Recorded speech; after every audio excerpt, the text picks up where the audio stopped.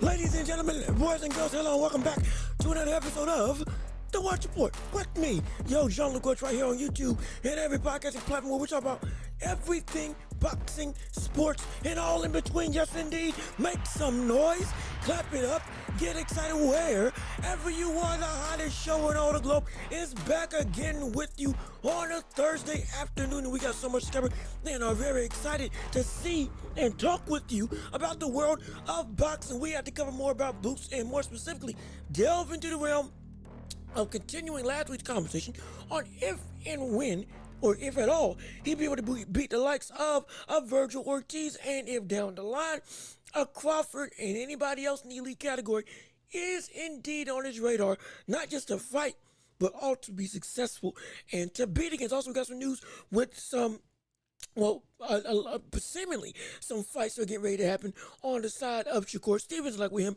and Floyd Schofield. But now that's brought up a whole new array of not just information, but maybe somebody, specifically Schofield, is valuing themselves higher than they actually are in the greater framework of the boxing world. All that, and we got playoffs coming up. Now the brackets are set, the play-ins done, the playoffs officially start this week, and the road to the championship is now set in stone for everybody to compete against. We got so much to talk about in a small amount of time to do it, so we appreciate your time being here. And if you would, please, first and foremost, leave a like on the stream if you're here. Subscribe to the channel if you haven't already.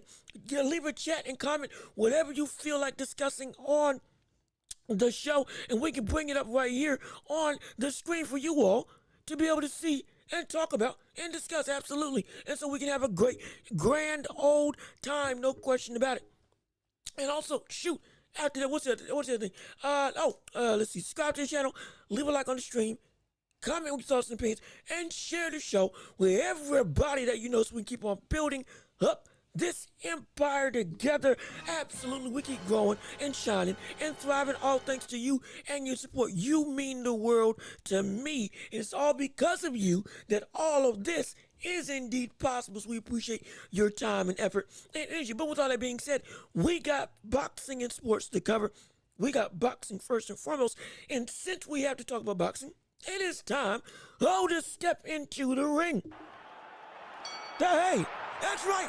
Ring the bell, let's get it started. Round one of this show going underway as we got to discuss first and foremost the world of sports, and more simply the world of, before we get to Boots and before we get to him versus everybody, as you see in the thumbnail, we gotta talk about Shakur and and Floyd Schofield in one of the more eccentric fights. No, I'm sorry, not Shakur and Schofield. My gosh, I actually messed up the thing. Not Shakur and Schofield. I meant Abdullah Mason and Schofield. That's who was fighting. I almost got it wrong. Let me make the change real quick.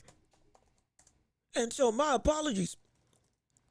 I was so enthralled on some other stuff. I got the title wrong. It's not Floyd Schofield versus his Shakur. No, it's Abdullah Mason versus Floyd Schofield. That's the fight that's being talked about. And Abdullah Mason versus Schofield is a very impactful and very exciting fight that many people would love to see, no question about it. Many people would be excited to have that fight going forth. And hey, two young stars, two young bulls going at it against each other in Mason and in Schofield on their road to a title while they're both growing into their prime is very exciting, is it not? I would say so. I would say it's spectacular even. But regardless of which, with what each fighter's coming off with, more specifically with Schofield, somebody's asking more than what they deserve. Somebody's asking for more than what they actually earn. Somebody's asking for more than they're worth. And that somebody is the father and also the fighter in the Schofield family. Admiral Schofield and his father are saying that to fight Abdullah Mason, they want 2.5 million. Now, that is in the realm of big game boxing. It's not as much in the end as I understand. When you get to the likes of the Shakurs, the Usyks, the Crawfords, now the Canelos, I understand. But even still, that's a good chunk of change. And that is, in my opinion, that may be asking for too much because if we're being completely honest, what we know with Schofield earlier, the brother already was set to have the biggest payday when he fought against the likes of the Shakurs. But had to pull out, got sick, so did Dingy Dubois, hence we all know the story. But that did not help his stock. Now going up against another young bull, another young dog, in a very exciting matchup. Yes, you're going to get paid, but it ain't going to be 2.5 million. Not at all. And the reason being is because it's now been found out that almost confirmed that Schofield and his dad were offered $1 million to fight Abdullah Mason. And now they're trying to double that and actually 2.5 million in order to get that fight done on the side of them. And that's egregious. That's horrible. That's terrible in my estimation because you don't have the power to pull like you think you can the revenue that you feel you're worth. And you are a big star, no question, in terms of you are a up-and-coming star. You are a rising star. But you're not a household name that can all of a sudden start throwing out demands and do what you want to do. It doesn't work like that. It can't work like that. It won't work like that because that's not who you are. From the standpoint of that is not the repertoire of talent, or rather household talent, that you feel that you have when it comes to this boxing game. It just ain't it. That's not what you don't hold that type of power. Also, Al Booger, what's good with you? How you doing? I appreciate you tuning in onto the show. Appreciate you coming through, absolutely, and I'm excited for it. However, I gotta say, I can't bring your stuff up because for some reason, my doc just went away. Absolutely. Again, every time I think I have this OBS thing figured out, something keeps on going around. All of a sudden changes the whole complexion of this whole makeup. So we're going to try to get it fixed as we go through the show. But regardless of which, we appreciate you tuning in. We appreciate your time.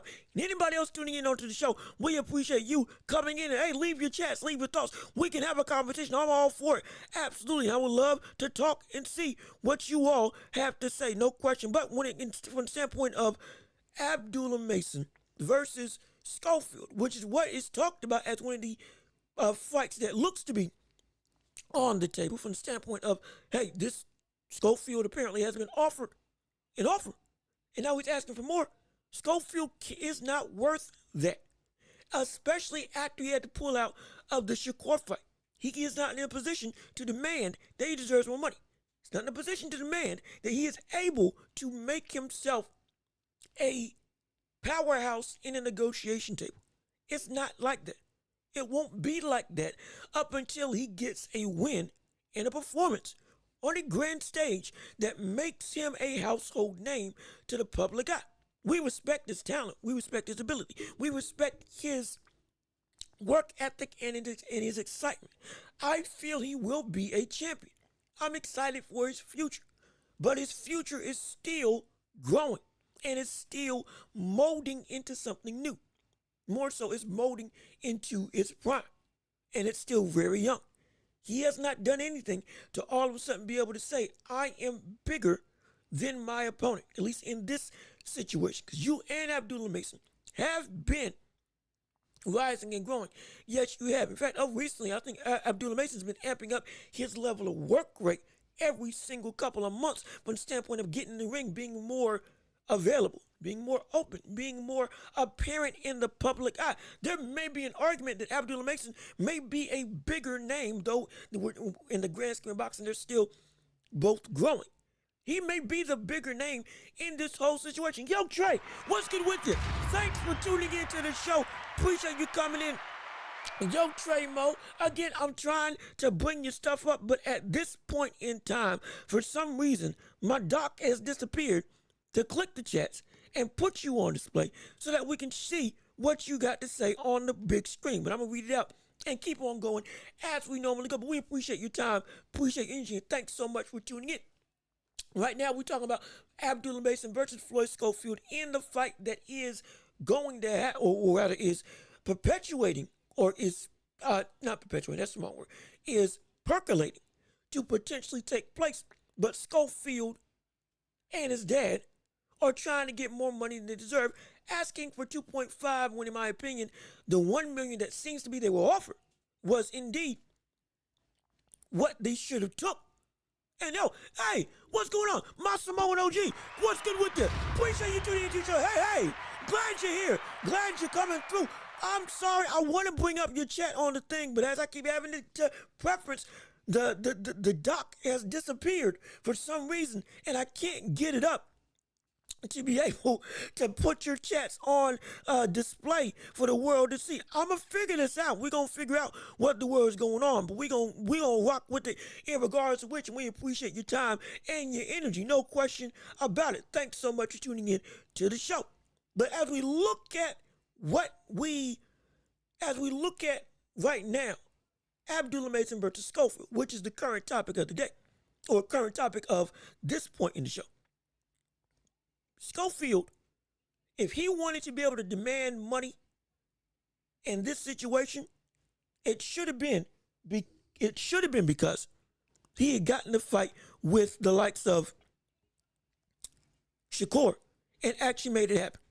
Because he had to pull out that fight, that hurt his stock. On top of, with Abdullah Mason being more apparent from the framework of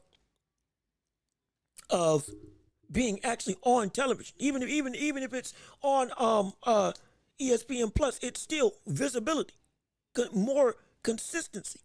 I get some stuff was out of, again, Floyd's control, but you can't come in here and all of a sudden act like you are something that is such a that is so out and out greater and so dominating as a presence of a boxer that you can't, like, that you all of a sudden can be seen as, oh, I don't need to work within what my perceived value is because I'm worth more than that. No, you're not, with all due respect, because it's not because you ain't good, but you know good and well you ain't there yet. And to a degree, as somebody said it right here on the show, Kingdom of Kush, what's good with you? How you doing, Kingdom? Appreciate you coming in and tuning in. That sounds like a duck. It sounds like a duck, and even if it isn't a duck, because I don't think that he really is scared of the likes of Abdullah Mason. I truly don't. I think they do want to get the fight. I think they do want to actually step in the ring. I think that they do want to actively fight and get it on with each other. Make a great competitive affair. Because whoever wins that bolsters himself up very quickly in the ranks of the lightweight division at 135. Pushing them closer to a title, pushing them closer to the names of Shakur, pushing them closer to the names of a Tank, a Lamont Roach. Now, a Lomachenko, they are winning against either one who wins gets elevated up. Excuse me. And they both need this fight. They do, if they want to get to that threshold, because they're rising stars. But Schofield cannot be walking around. His dad can't be walking around trying to make him and put himself in a position that he does not deserve to be in, nor that he has the power to truly sway, or shouldn't have the power to sway, in my estimation. Because this is a man who, If you had fought Shakur, win or lose, and actually gotten in the ring, that would have been a better argument for your ability to be able to demand more. Because, I was in the ring with a mega star. And if you put on a good performance, that's even better. If you beat him, the sky's the limit. But because you pulled out, and because of what your status was at that time of the fight, and because now your stock has dropped, if I'm being completely honest, in the public view, and you're already base level fame, is not something that can so much move the needle that, yeah, I can ask for more money because I know what I'm bringing in.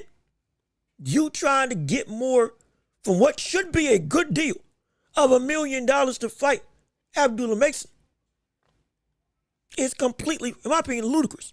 And it's only self-deprecating on what your career is.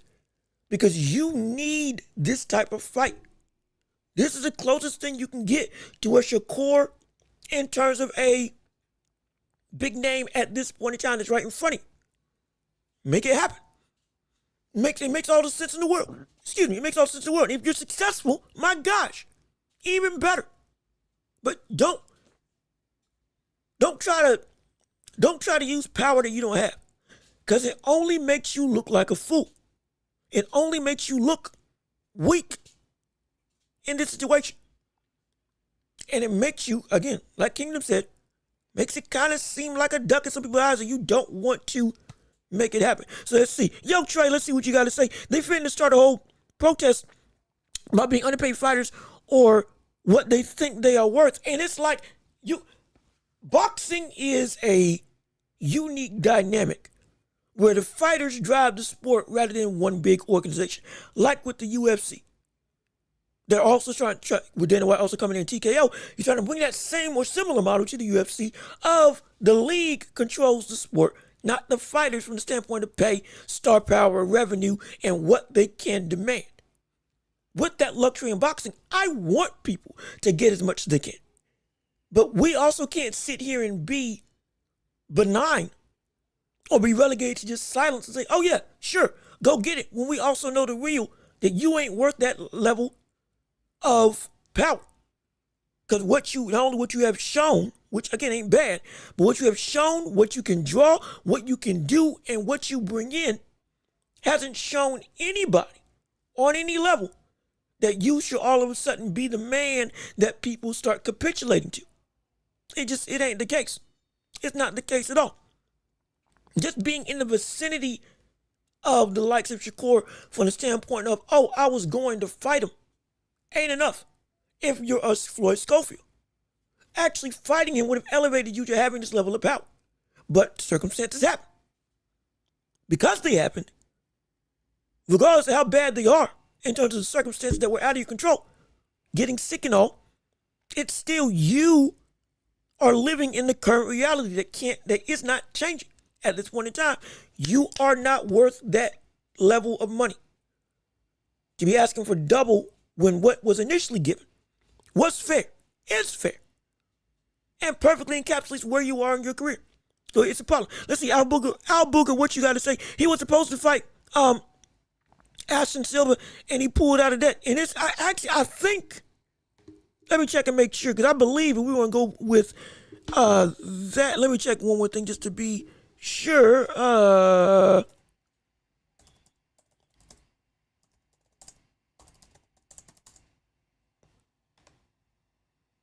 Actually, he was. Yeah, no, he was. He was, and he did pull out of it. And so it's like this is one of the few sports in the world where you have the ability to control your destiny. But the issue is, you also got to understand what your current situation is. Reach for the stars, absolutely, but if you launching from a platform that ain't stable and you jumping off higher than you can actually handle, that's a problem. That's a major problem. At least in my estimation, that's a major problem. And let's see. Yo, Trey, who Keyshawn have next? Keyshawn, actually, his fight just got announced. shoot, I think I had it written down, but I think I accidentally deleted it. But I think his fight just got no, never mind, no. He's fighting De Los Santos. That's who it is. Yep, almost forgot. No, Keyshawn Davis is fighting Edwin De Los Santos in his first title defense. That's happening. That is real. That's legitimate. That's confirmed. That's happening, I believe, in the summer, either June or July, if I got my date correct. In fact, let me go and check real quick just to make sure that is correct. Versus, yeah. With De Los Santos. Yep. Yep. Keyshawn Davis having his first title defense against Edwin De Los Santos on April 17th. Is it April? Is it? No, not April 17th. Excuse me. I'm sorry, not April 17th. June 7th. My apologies. In June. He's coming back. He's going to defend his belt for the first time. The belt that he knocked out Barinchik for in dominating fashion in 4 rounds. Incredible performance. Now, going up against the likes of Edwin De Los Santos, brother who made Shakur have his worst fight in his career. One of the worst that we've seen in boxing as a whole. This could be really telling for his ability to not just face off against the likes of Shakur, but others like Tank or Lomachenko if they ever fight. Well, no, excuse me. He's never fighting Shakur. His words, not mine. But from the standpoint of he can beat Edwin De Los Santos in a more dominant and entertaining fashion than what we saw against Shakur. Then against the likes of Loma, Tank, and others at 135, this makes him look very much a viable threat. Dare I say this elevates him a lot. Especially if he can knock out Edwin De Los Santos. That would be phenomenal. That would be incredible. That would be, oh gosh, what that would do for him would be great. Would be phenomenal. And it's going to be, I almost, well, actually, no, this is fair to say. This is his biggest test today. From the standpoint of physical ability, active power, legitimate technical mastery, what more so technical expertise with De Los Santos being, again, a Cuban fighter and having power to boot. He can be slick and he can crack. He can counter and make you look silly in the process. You knock him out or you beat him in dominating fashion. Oh, that's good. Oh, that's so good. Oh, that would do wonders. Wonders.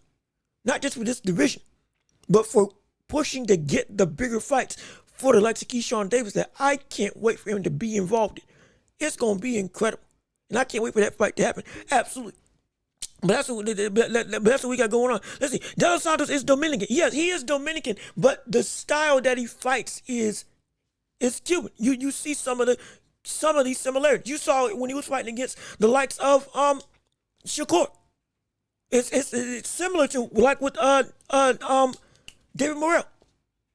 That cadence, it's almost Cuban fighters they got. It's almost like it's a rhythm. It's a dance. It's Frank Sanchez has it too. Luis King Kong Ortiz fought with it as well. That style of boxing is a very unique and identifiable thing because it's almost it's like there's a song inside of the ring as they're going through in the fight, and it looks so pretty. It looks so good. But it can be so devastating. Oh, it can be so devastating. It's gonna go. Let's see, Yo Trey. It's gonna go distance. That fight with Stevenson could have made him better. It could have made him better. It really could have. It could have. But it also couldn't have. It also couldn't have. Because what really did that fight do for De Los Santos? And I'm not trying to sound mean, but we got to look at this really. Shakur, everybody was saying that Shakur was running. He had broke his hand, and to a degree, that was true. He was in some degree running and not trying to engage in any way, shape, or form with the power of De Los Santos. Yes. However, that fight was so bad, I don't really know what. I don't know how De Los Santos really could improve. Because it was so low action. It was so not engaging. It wasn't like, oh, Shakur was a boxing and then boom. Oh, he's teaching him a lesson. We all watched that fight. It was so bad. I don't really, and I don't really know what De Los Santos could have learned to get better from it. Outside of the brother didn't want to engage, at least in his mind. Now, what that fight should have taught him was how to cut off the ring. And also, Justin Kemp, what's good with you? How you doing? Appreciate you joining in on the show. Thank you so much for your time, energy, effort. We appreciate you so much for joining in on the show. Hey, glad you're here. Right now, we're talking about Shakur and De Los Santos and what De Los Santos could have learned from the likes of that Shakur fight to bring into the Keyshawn Davis fight that's happening later this year in June. And the only thing that De Los Santos really could have learned from that fight would be how to cut off the ring. Because he couldn't cut off the ring. We can complain as much as we want about how Shakur didn't do anything in that fight, and he did not. But it takes two to tango. It takes two to go to war. And you, in De Los Santos, you didn't do your job in cutting off the ring and forcing Shakur to engage. Now, if he did take that to heart and learn that, great. Phenomenal. But at the same time, how useful is that going to be against the likes of Keyshawn Davis? Because Keyshawn Davis, while we know he can box greatly, he's not going to go and dance around the ring in nearly that same fashion. He'll be in the pocket. He'll stand with you. He'll be at that mid-range, long-range angle because he's got some deceptively long arms. And use that jab, yeah, but he's more of an aggressive type fighter. He wants to utilize his power. Get into that Philly shell, block, slip, counter, and then come back with another hook. And then dick to the body, straight right to the body. Or if you southpaw, straight left to the body. And then go back and work. Maybe reset, but then keep on that forward pressure building round after round. Even against the likes of Berenche. What did he do? He went in, he was trying to come forward. Lemos, he came forward against a brother who came in at 160. So I don't really know what De Los Santos could learn from that. Or rather, even if he learned anything from the Shakur fight, I don't know what he could use against Keyshawn Davis because he won't need to cut off the ring. He won't need to have to chase Keyshawn around. And he won't need to have the ability to track Keyshawn. Because Keyshawn is going to be right there. And I don't say that in a negative light. Oh, he doesn't move his head. Oh, he is just flat-footed. No, I'm saying he's going to be there because he's going to want to engage with you. Keyshawn's going to want to be the aggressor. And so, I don't really know what he could have learned. I'm not saying he isn't going to be better. He very well could be. And even if he doesn't get better, he's still incredibly dangerous. Oh, Keyshawn Davis, even if De Los Santos learned nothing from the Shakur fight, Keyshawn Davis still needs to be worried about Edwin De Los Santos from the standpoint of, hey, this brother could actually put you out. This ain't just a easy pickings fight. It's not. There's going to be potentially, this is going to really unravel some layers about you that you didn't know about yourself. And that's just with De Los Santos being baseline. Because of not just the physical specimen, or rather the physical ability that he's got at his disposal, but with the already established technique that he has with that style of boxing that he does. And give you some trouble. But still, it's not going to be a situation where he probably has to learn anything new or use whatever he learned from Shakur to fight against Keyshawn. Because, in all honesty, Keyshawn Davis is going to fight so parallel to what Shakur was, that almost nothing that we saw De Los Santos have to deal with in that fight is going to come up again against Keyshawn Davis. Almost nothing.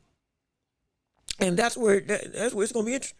That's where it's really going to be interesting. But I can't wait for it. And I'm excited for it. But now, with all that being said, we still got more to cover on this show. And we need to talk about boots, as we see at the top of the thumbnail and leading off this thing. Had to draw you in, had to give you some time to get in place. Now we're getting to the main event, the meat and potatoes of all of this with this show, and that is talking about Boots Ennis going up against everybody else in his immediate vicinity. Oh yes indeed. And we are in a real crossroads now, where after this performance from the likes of Boots Ennis, we have people coming through and saying, oh my gosh, Jean-Luc, you're pushing it too far.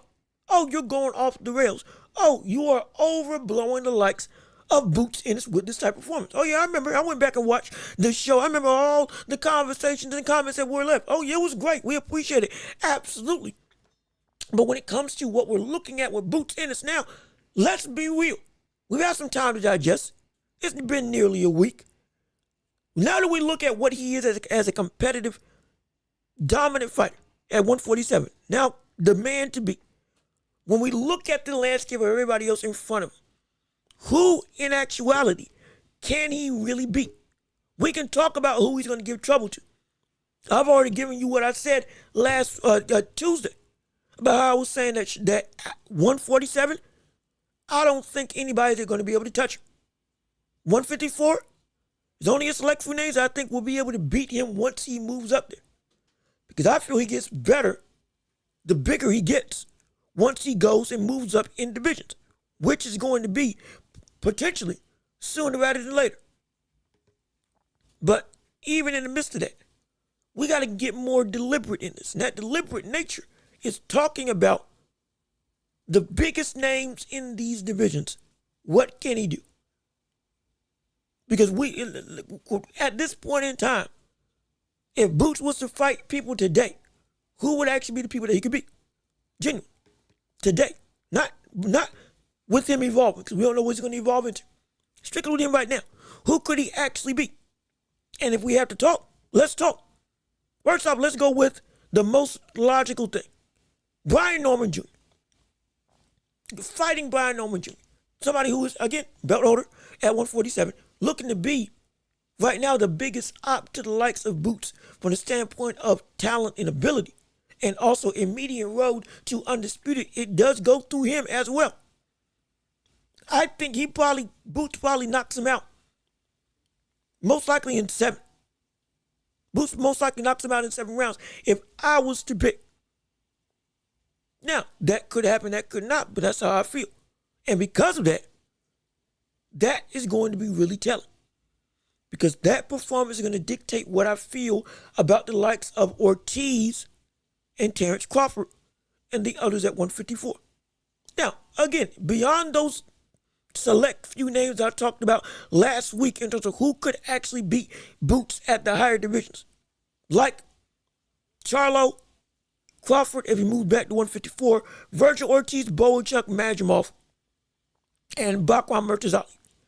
Outside of that top 6 or 7, in no order. Nobody else, I think, at 154 would beat him if they did fight. But let's delve a little bit deeper. Right now, Boots potentially struggles with more people than maybe I would have thought. Bakwan Murtazali might struggle with him because of the power. Virgil Ortiz the same way. Sergey Boachuk with the insane, incredible aggression. And look, if you saw him in the last fight that he was a couple of months ago, I believe on the undercard of who was it? On the undercard of, was it People I Better Be? He was on the undercard of, I believe. But once it went, everything I said about Stanley Jones gets amped up to 11 when it comes to Boachuk. And that's going to be incredibly telling when that fight, if that fight actually does take place. But most importantly, when we look at the likes of Virgil Ortiz and Crawford, because again, that's the thing, those are names everybody cares about. Those names everybody, let's see. Yo, Trey, who's got the belt? Let's see, who got the belt? I think right now, in terms of at 150, at 147, who's got the belt? Boots, Brian Norman, Mario Barrios. I believe those are the 3 people that have the belts at 147 at welterweight. At 154, who's got the belt? Bakram, Murtazali, Sebastian Fundora. Terrence Crawford had them but then released them.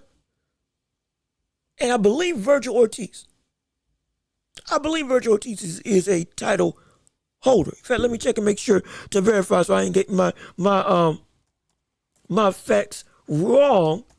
But I believe Virgil Ortiz is that other belt holder in that division at this point in time right now. No, excuse me. He's the interim super welterweight. So who is the actual welterweight champion at this point in time? Let me check. Let me check and see real quick. I don't want to be bad. I don't want to get it wrong. I don't want to get it wrong. Let me look it up. 154 champs. Look, I ain't got no problem looking stuff up. I'm not about to be looking like a fool. And like I said, if I don't know something, or if I'm fuzzy on something, I'll look it up in a heartbeat, no question about it. So yeah, so it is currently Sebastian Fundora, Bakram Murtazali, Terrence Crawford, and Sebastian Fundora. Yep, so got Sebastian Fundora. He got 2 belts because he won 1 from the likes of Tim Tszyu. Yep, you right. That's what happened. Charlo was the champ. Technically, it's the champion recess. I don't know if he got stripped and or is still actively champion. And Virgil Ortiz is the interim title for Sebastian Fundora's title. I believe that's how it pans out. And so with all that being said, oh, excuse me. Yeah, okay, at 147. Skip my bad. My apologies. I'm thinking 1,000 times a minute. Again, I'm still trying to get this chat bot up so I can click on your chats and put them up on the screen. So I'm doing like 5 different things at once. So excuse me if I'm getting tongue tied. I ain't trying to. I'm trying to be on my P's and Q's. So please, apologies. But to be frank, or to keep it, or to wrap everything in the bow, at 147, the champions at 147 are Brian Norman, Boots Ennis, and Mario Barrios. Boots Ennis has 2 belts, IBF and WBA. Barrios has a WBC. Brian Norman has a WBO. Boots Ennis, from what everything looks like, is going to fight the likes of Brian Norman Jr. next. And then afterwards, make the decision of whether or not he'll stay and go for undisputed or move up and fight at 154. If he does move up to 154, the current champions at 154, Sebastian Fundora, Bakram Murtazali, Terrence Crawford, and then Sebastian Fundora again. Fundora's got the WBC and WBO. Bakram's got the IBF. And Crawford currently has the WBA, even though he relinquished it right now. And so at this point in time, it may be that the WBA ain't being defended. Now, it also could be that Charlo, at least looking on ESPN right now, Charlo is the WBA champion in recess. And so technically, at least when I'm reading, he still has a belt. Now, that could also be that he's been relinquished, or that's been stripped away now, and it could become vacant, or at least become vacant in the near future, at minimum. And that's where we're at right now. And in terms of Virgil Ortiz is the interim champion at this point in time. So he's next in line, I believe, for Sebastian's either WBC or WBO belt. Yep, it's the WBC belt. Currently as the interim champion. So those are the champions that are going right now. And at 147, I believe it's easy work. At 154, if it is Sebastian Fundora, that's easy work. Oh, that's absolutely easy work. If Sebastian Fundora fights against Boots Ennis, he's getting knocked out worse than he did against Brian Mendoza. Because that height is not going to be able to help him. Remember, Tim Tszyu was having success against Sebastian before the cut, and if that cut never took place, he would have most likely knocked out Sebastian Fundora. Because it was getting, within those first 2 rounds, you already saw what was going to work, which was that straight right hand down the pipe. And just out, it was rocking Sebastian Fundora's head back. I promise you, he would have knocked him out if he hadn't gotten cut. And so we saw that happen just in those instances of the first 2 rounds. I promise you, Boots would destroy him. Boots might destroy him in 5 and chop down the tree, both to the body and to the head, because Sebastian can't deal with that speed. On the infighting, Sebastian does not want to do and mess with that level of quality work and power, especially when he moves up in divisions. And he'll most likely get knocked out, at least in my humble estimation. And so, for me, whenever he does move up, that's 2 belts automatically. Then when you look at the landscape of Bakram, now that's when stuff gets interesting. From Bakram, Virgil Ortiz, and Bochuk, Israel Madrimov, that's when we have to start asking questions.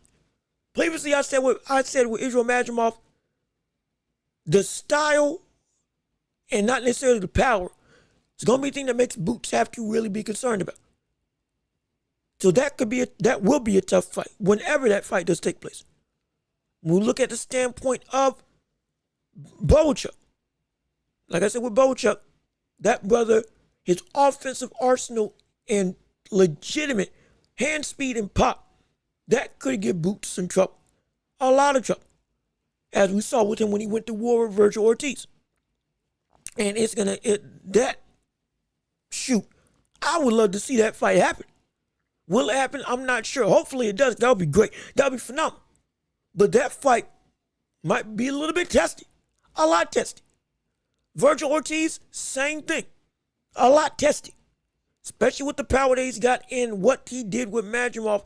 He is able to handle somebody who can box and be able to systematically either wait until there's a green light or make a green light.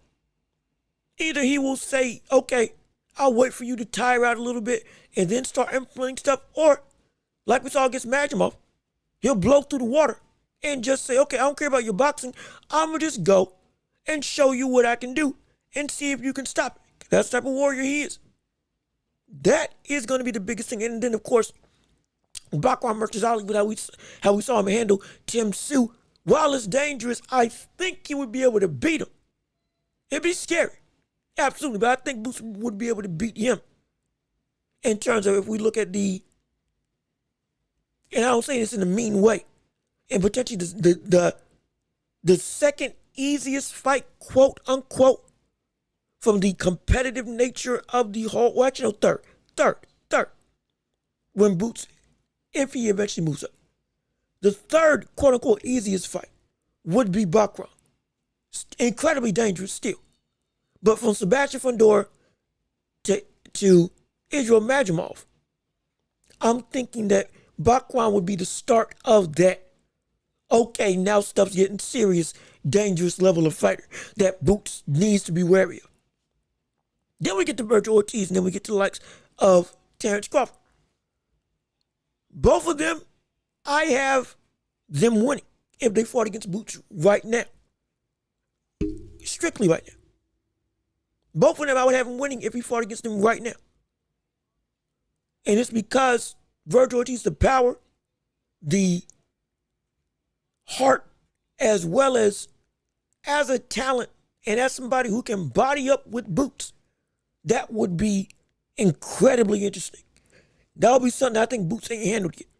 And then Crawford as just an all-around boxer, I just think is better. Outright. I just think he's better. Genuine. Now, there is some hesitation though. Like I said in the last show, this isn't just set in stone that yes, they would be able to win. That yes, it would be concretely that he would lose to them. Because after what we saw against Stanionis, there is a level of, hey, I need to take a second look at it. And the more I look at it, and the more I think about that fight, specifically with Virgil Ortiz and Terrence Crawford, it really is going to come down to what I see from Brian Norman versus Boots to really give me a concrete analysis of what he can do against the likes of Virgil Ortiz and Terrence Crawford. For me, that's my humble opinion. That's my humble opinion. Now, the reason why that's my opinion is because Brian Norman Jr. is going to be definitively in that division, is going to be the best man to beat. Beat Stanionis, knocked him out in less than 8. Incredible. When he faces off against Boots, this is where when he faces off against Brian Norman Jr., that's when stuff is going to really be, okay, put it all together. That's what I need to see. Put it all together. Mind you, I said that he had gotten better defensively. Still wasn't perfect. Not saying it's ever going to be. But it was better. But there was still some stuff that, hey, you can improve. You will need to improve. Against Brian Norman, I'm expecting that he is going to improve and reach that perfect synergy of defense and offense combined. Stanionis was still landing some heavy shots. Stanionis was still being able to time Boots when he would try to move and exit with hooks that were dangerous. Boots' chin was able to withstand it because Boots, hey, the previous thing that was keeping Boots up was his chin and just outright dominating presence. But against Brian Norman, if he puts it together and if he beats him in just as, if not more, of a detrimental fashion than we saw against Stanionis, now that really is going to change how I feel about him moving up and fighting the likes of Brian Norman, or fighting the likes of Virgil Ortiz and Terrence Crawford once he gets to that 154 range. That fight is going to be the fight that truly tells the story of what Boots can be. I'm still high on him, and I think his potential is going to be that, yeah, he turns both of those fights into 50-50 fights, and potentially one of them, more specifically Virgil Ortiz, I think he may become a favorite if his evolution as a fighter keeps on going.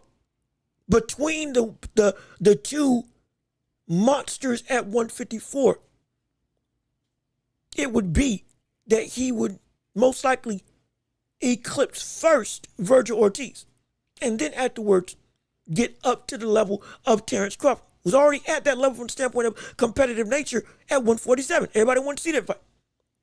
154, same thing would apply. But I think it would be an even better, more evolved fighter. But it would have to be based on what he handles against Brian Norman. Because Brian Norman is physical, strong, is a good boxer. And as of right now, is the most talented of the bunch from the standpoint of immediate competition. Outright. And he's known. And he's respected. It's going to be interesting. And that fight is going to be the fight that shows me truly where Boots can be at 154. From the standpoint of those top two names in Crawford and Ortiz. Because I can make a case that he can beat all the others at this point in time. It's going to be difficult. Absolutely. I'm not going to say, again, like I said before, I'm not saying it's going to wash him. Not going that far in the slightest. But I can make a case for everybody else in the division at 154 as to why Boots would beat them. Virgil Ortiz and Crawford are the two that I'm having the most trouble with. Crawford, I just don't think he can beat him at this point in time at all. It's going to be close and competitive. Absolutely. And he's still improving and getting better. But he ain't at that level yet. Don't let what Majimov made Crawford look like at 154 fool you.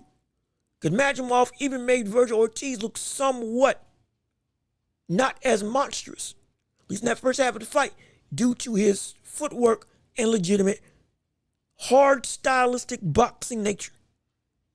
But Crawford is real, and he's still a monster. Virgil Ortiz is real, and he's still a monster.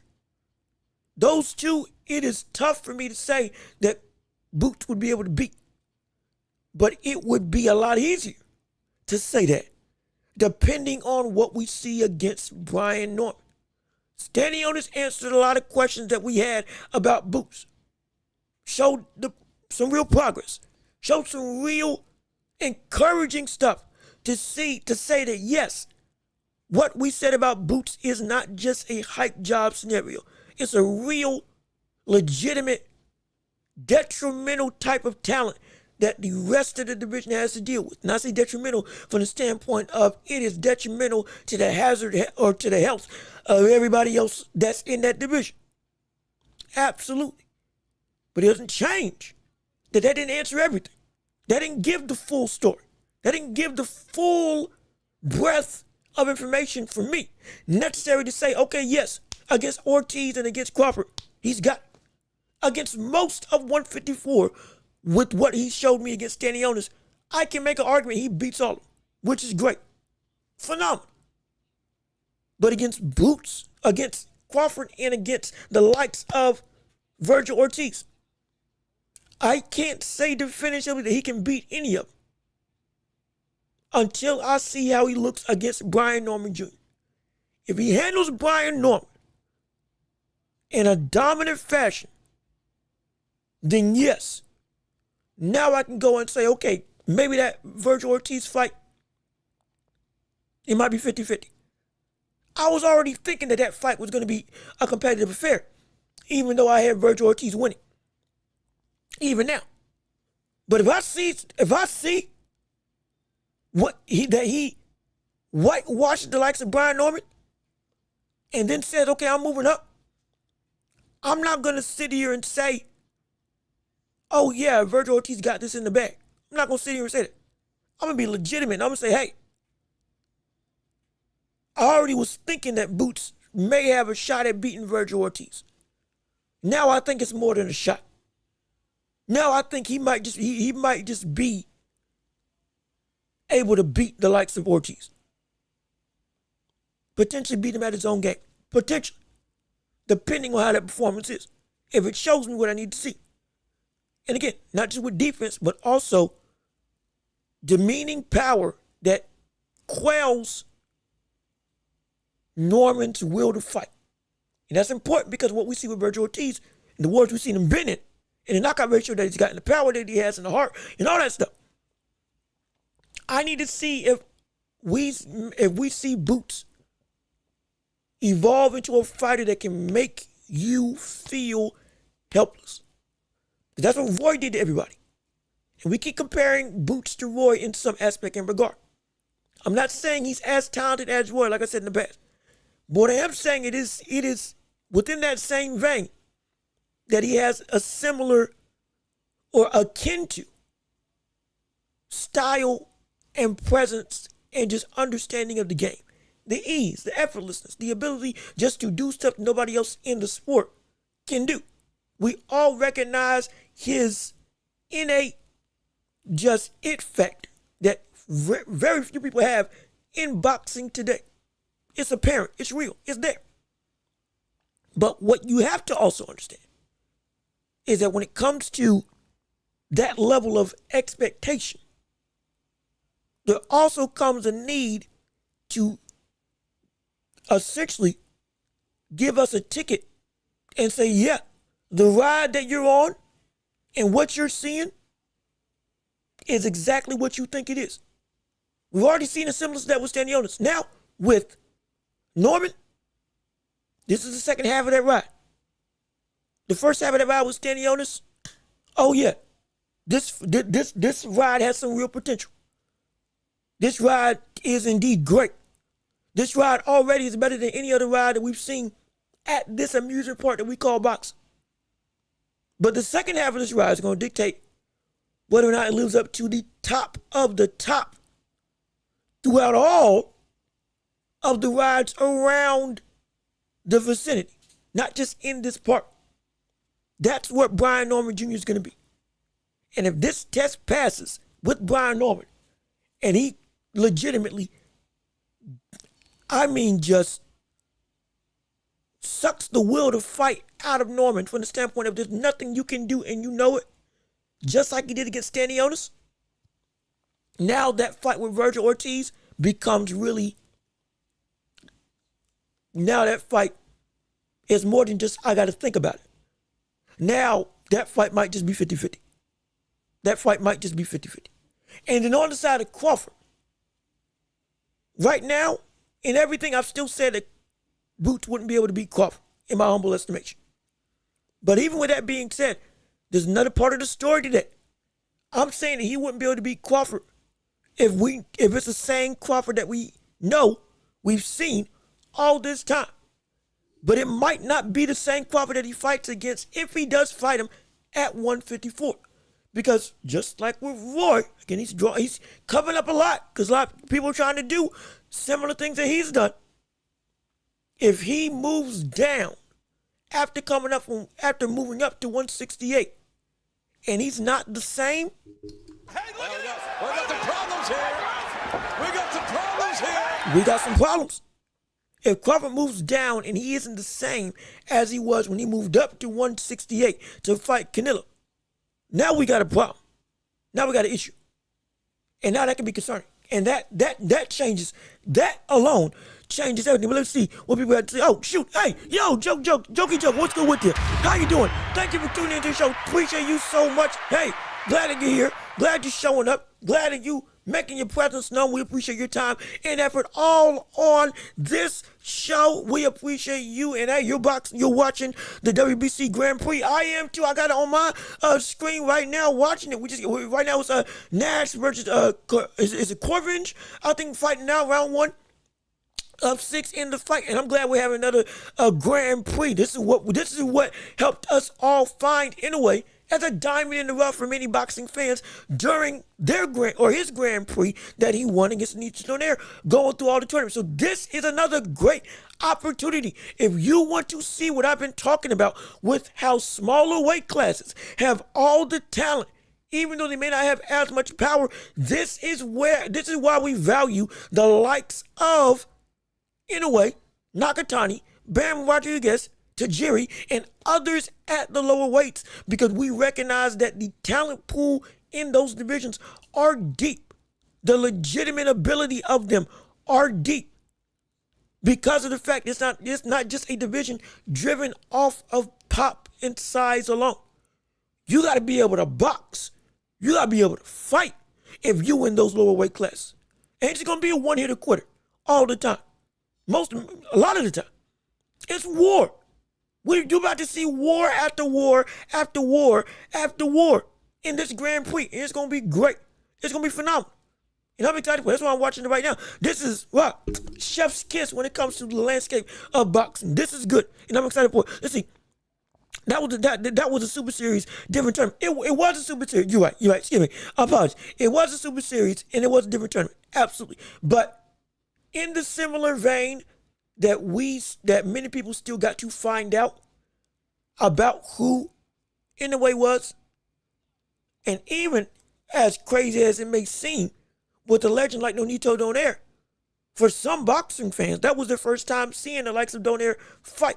As crazy as it may sound, because the Flash is a Hall of Famer, is a legend, multi-time division champion, has been a staple in this sport for who knows how long, as not just a presence, but a dominant presence.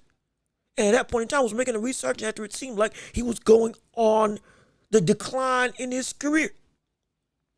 And so whether it's a tournament, whether it's a Grand Prix, these types of events help expose a lot of people to different divisions, different boxers, and different styles, and just helps the sport as a whole, because it's an easy access to get a semblance or get an understanding of truly what's going on beyond just the glamour divisions of welterweight, super middleweight, heavyweight, and of recently light heavyweight, though it's only been about 3 fighters that everybody has been really glamorizing: Bivol, Beterbiev, and Benavidez, the triple Bs. And so this, I'm excited for, and I'm happy for. And I hope this keeps on going from the standpoint of we get more of this type of grand, wide sweeping events that expose boxing fans or even non-boxing fans to really what the whole division has to offer, rather than only just making 1 or 2 stars the people that we only care about. Because these types of tournaments and Grand Prix help make more stars. Or at least in theory, that's what they should do. And hopefully you're enjoying the shows and you're enjoying the fights. I've been enjoying them so far, and I think this is great. I think this is phenomenal. But we still got more to discuss in the world of sports on this show. Let's not forget, keeping with the ramifications of boxing, we still got people coming back, like with Tyson Fury. Hey, ho, ho. That's right. The Gypsy King is potentially, or seemingly, making his return to the ring. Hey. In the shocking hole. It's great, ain't it? Ain't it phenomenal? One of the most charismatic and best heavyweights of this era is now looking to be coming back after seemingly he was going to stay in retirement. Posted a video on social media showing he was back in the gym, showing he was training, showing he was working, showing that he was a first round is in the books. Second round's happening, I believe, the next day. I believe they did chest. They're going to do some road work. Next, it's a lot of stuff brewing in the Tyson Fury camp that shows hey, the brother is coming back through to the heavyweight scene, and it's not going to be that he's retired just yet, even though he said on multiple occasions, yeah, I'm done. And he's feigned retirement who knows how many times. Even I had said, excuse me while I'm drinking some coffee, even I had said initially that it was going to be a situation where that I never trusted the likes of Tyson Fury in his retirement talk because he had done it so much, but it never sticks. It never stays. And at some point in time, it will always come back that, yeah, I'm fighting. I'm boxing. I won't leave the sport. One, because there's money to be made. And two, because there's money to be made. Let's be perfectly honest. What he said himself. That's what drives him at this stage of his career. It's about the dollars. It's about the money, the moolah, the cheddar, the cheese, the gouda, whatever you want to call it. That's what it wants. That's what gets Tyson Fury up in the morning when it comes to this boxing game. And so now, why is he coming back? Or for who? That's the better question. For who? Who is this cash cow that looks to be the man to bring him out? The man to make him get back in the gym. The man to bring the Gypsy King back from the depths of retirement, from his big mansion and cars, great family and all that stuff. And there's only one man really that's doing this for the likes of AJ or for the likes of Fury. And that's Anthony Joshua. That's right. We had speculated this a couple of months ago. I think a couple of weeks ago, actually. We discussed if Fury came back, who would it be for? And who it would be for would be the likes of AJ. That's the only reason. That is the only reason that he would ever want to come back into this sport was to fight Anthony Joshua. Now, pump the brakes a second. Hold on. Did we not just say that we were going to see Joshua fight Wilder like 2 weeks ago? Was that not the thing that we were talking about? That he was going to fight Wilder, or AJ was going to fight Wilder. And Wilder, if he beat Herndon, was going to be the man to fight against the likes of Anthony Joshua, because that's the last payday that he would probably have as a big-time fight and his last opportunity to get back in the ranks of the heavyweight championship picture. Because right now, he's well and gone. Many people say he should retire. I am one of those people, but regardless of which, he beats and knocks out Herndon. Does it in exciting fashion. We all know why Herndon is there. He fought and lost to Richard Torres Jr. Richard Torres, who was another up-and-coming heavyweight who was looking to be the next great American heavyweight, but ain't really all that great in the slightest, as we saw in his last fight. He is not a great talent from my perspective, and he is really going to get exposed if he ever does go up to the bigger heights of heavyweight. But with Wilder, Herndon is brought in to get him buzz for one last hurrah. Jumpstart the race to a title or the race to a briefcase, one of the two, when it comes to Wilder and getting this KO on Herndon. And that was supposed to be AJ. But now that Tyson Fury's back in the picture, that changes some stuff. Hey, that changes some things. That puts some things into a new light. And now that fight with Fury, or that fight with AJ and Fury, may just come before we see Wilder and AJ. Because there's no way that AJ is going to go and wait around for Wilder, while Tyson Fury is right there to have a fight made happen. And this could also, let's not be frank, AJ, even though he's older, he's still young, and he can still be back in the heavyweight picture, even though he's completely out of it at this point in time from the standpoint of an immediate contention for a title. He's in the back of the line because he lost and got knocked out by Dubois in dominating fashion. There is still a easier pathway for him to get back than for Wilder to get back. But the biggest thing about AJ, more than just opportunity, is immediate money. Not saying that that's the only thing that drives him. But just like with Tyson Fury, that ain't he knows his worth. He knows what he wants. He knows what he deserves. And he knows what he can get. And he knows what his star power can bring. And as much as we've been saying that fight is diluted in its expectations for AJ versus Fury, still, we want that to happen. Because that would be the biggest British the biggest all-British war that we have ever seen in boxing history. That would be, even at this state, from the standpoint of both fighters have lost, both are no longer champion, and it's not in their prime, still, that will break record. Hence why that fight still is going to happen. And I think that fight will happen first. Now, if I'm being completely honest, if we get the same AJ and the same Fury that we've had over their last two fights respectfully, Fury whoops AJ. He does. If it's the same AJ and same Fury, Fury whoops AJ. Fury destroys AJ. Well, what Fury was doing to the likes of Usyk both times in great, competitive, phenomenal fights,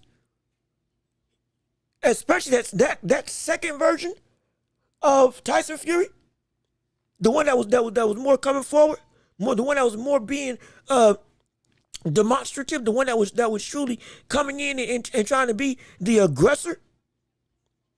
Though Usyk again still did what Usyk does. Yeah, either version of Tyson Fury versus Usyk beats Anthony Joshua. It beats Anthony Joshua. If it's the timid Anthony Joshua, he beats him. If it's the uber aggressive Anthony Joshua, he beats him. If it's the Joshua against Ruiz, I think he beats that too. The only Joshua that may be able to beat Fury will be the Joshua that came out and fought against Klitschko. That's the only one for me, because of how Fury has gone about with his style and evolved and changed and grown, and how AJ, like I've said constantly before,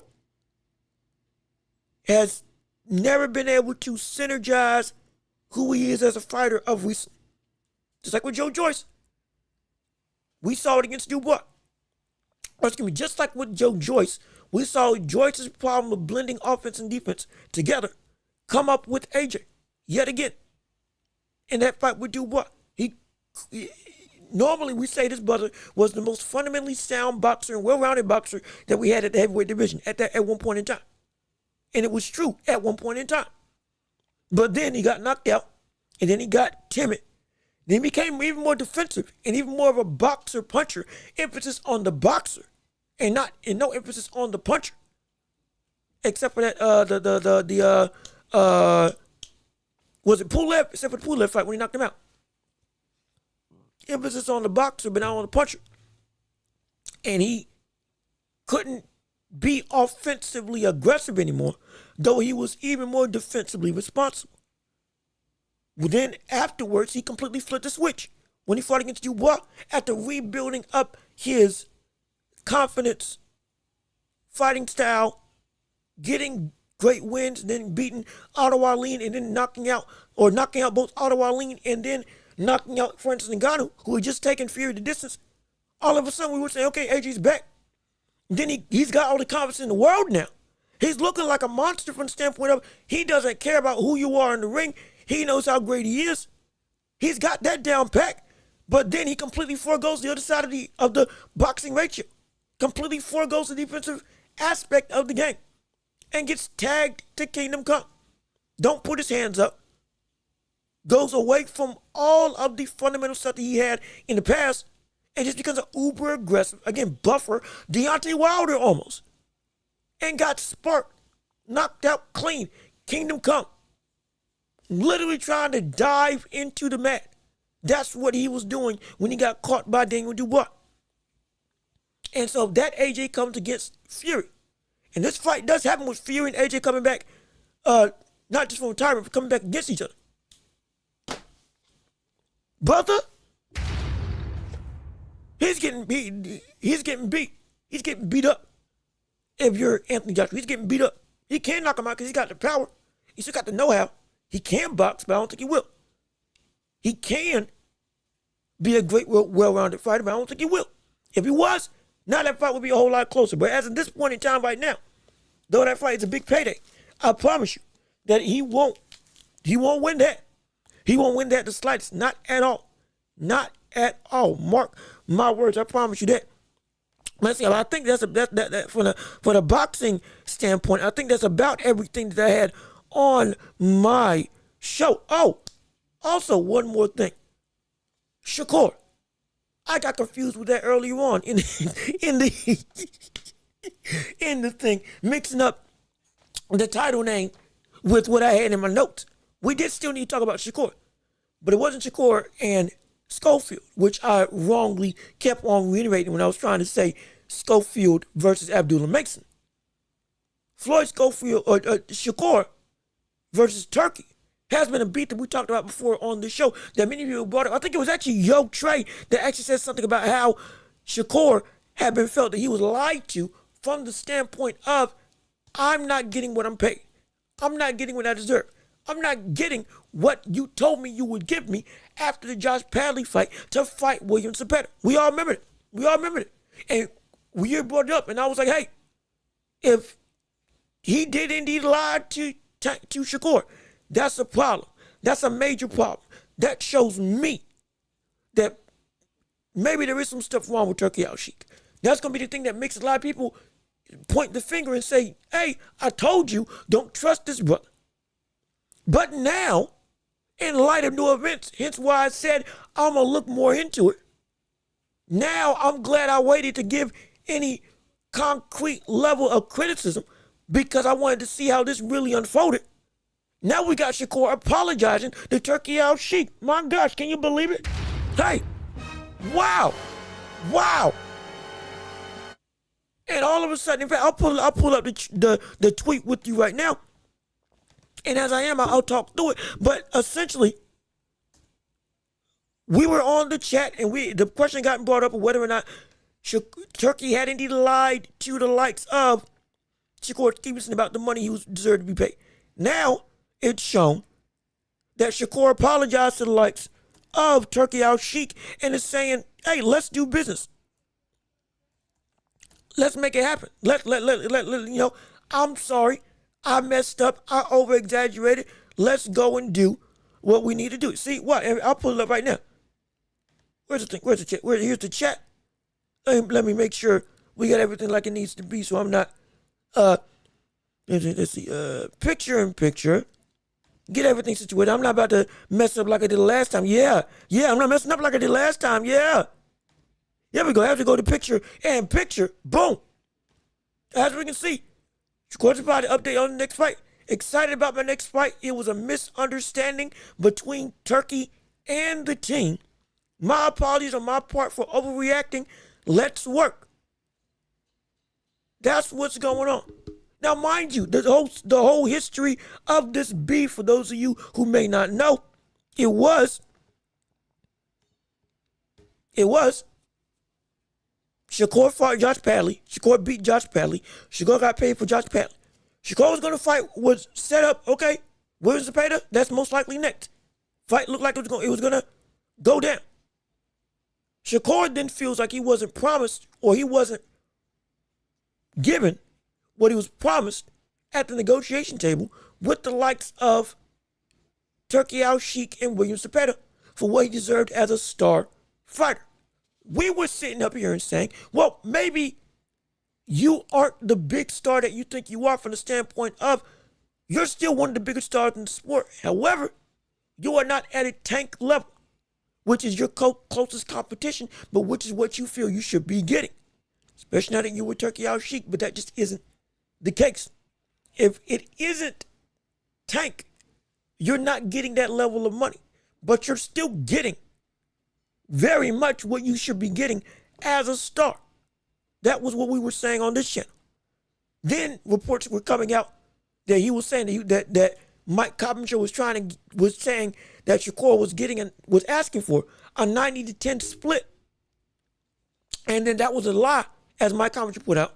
And a couple other false reports were helping swirl this narrative of what exactly was being lied and cheated on for Shakur and his money, which had everybody up in arms trying to figure out what's what. And a lot of people saying, see, Turkey can't be trusted. He said he would give Shakur this. He said he would give Shakur this type of purse, this type of pay cut, or this type of purse leveling from the standpoint of he'll get substantially more, and all this stuff and everything was muddied and murky. Hence why I was saying give me some time to look it up. And now we see that really what was going on wasn't that he was getting robbed. And apparently, whatever Turkey had been able to do or explain was actually what was going to happen. And then boom, now everything's right with the world. And I'm not saying this as an apologist. I'm not trying to say this as a defender. Like I said, I don't care about promoters. I only care about the fight itself. This is why I was saying I was going to wait. Because at this point in time, Turkey had not done anything to show me that there was some ill will to how he was handling the realm of giving fighters what they deserve and working with fighters not just to get them paid, but to make the fights that both they and the fans want. More specifically, what the fans want for what they desire. And then also, that almost assuredly always aligns up into what we've seen with what the fighter actually wants. We've seen other boxers say this countless times. It's not the fighters that don't want the fights to happen. It's the people behind the scenes that keep stuff from making fights happen. And Turkey's been the direct opposite of that in the aspect of being essentially a matchmaker opponent also. And so now, everything seems to be that Shakur is cool.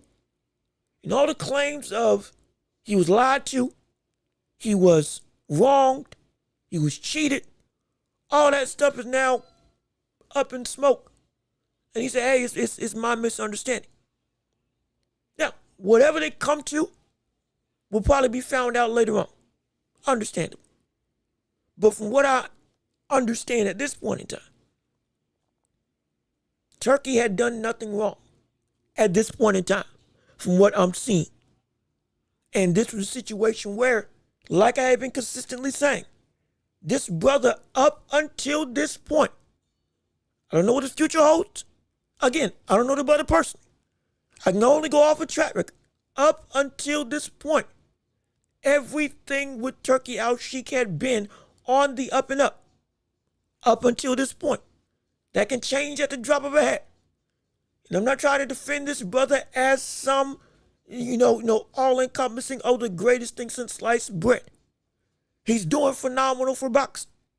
He's also just a man just like everybody else.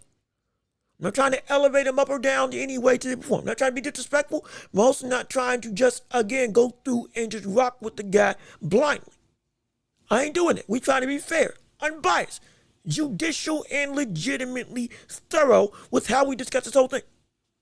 When we look at what Turkey has been doing and this whole saga with Shakur, for me, again, it shows up until this point, things with Turkey Al Sheikh have been on the up and up that we, for now, can trust that what he's been doing, both behind the scenes and up front, is legitimately in the best interest of the boxers and of the fans. And so now, everybody seems happy, which is great. Because if everybody's satisfied, guess what that means? We get the fights that we want. And I wouldn't be surprised if sooner rather than later we get the official announcement for Zepeda versus the likes of Shakur. Most likely here in America. If it does happen in America, oh gosh, that'd be great if it happened here in the States. Phenomenal. But regardless of which, don't be surprised if now soon after this, we get the announcement that Zepeda versus Shakur is going to happen. It's going to be signed on the dotted line. Date and everything, venue and everything. Don't be surprised what happens. But let's see. Exactly, he's just a man. I cringe every time whenever somebody calls him His Excellency.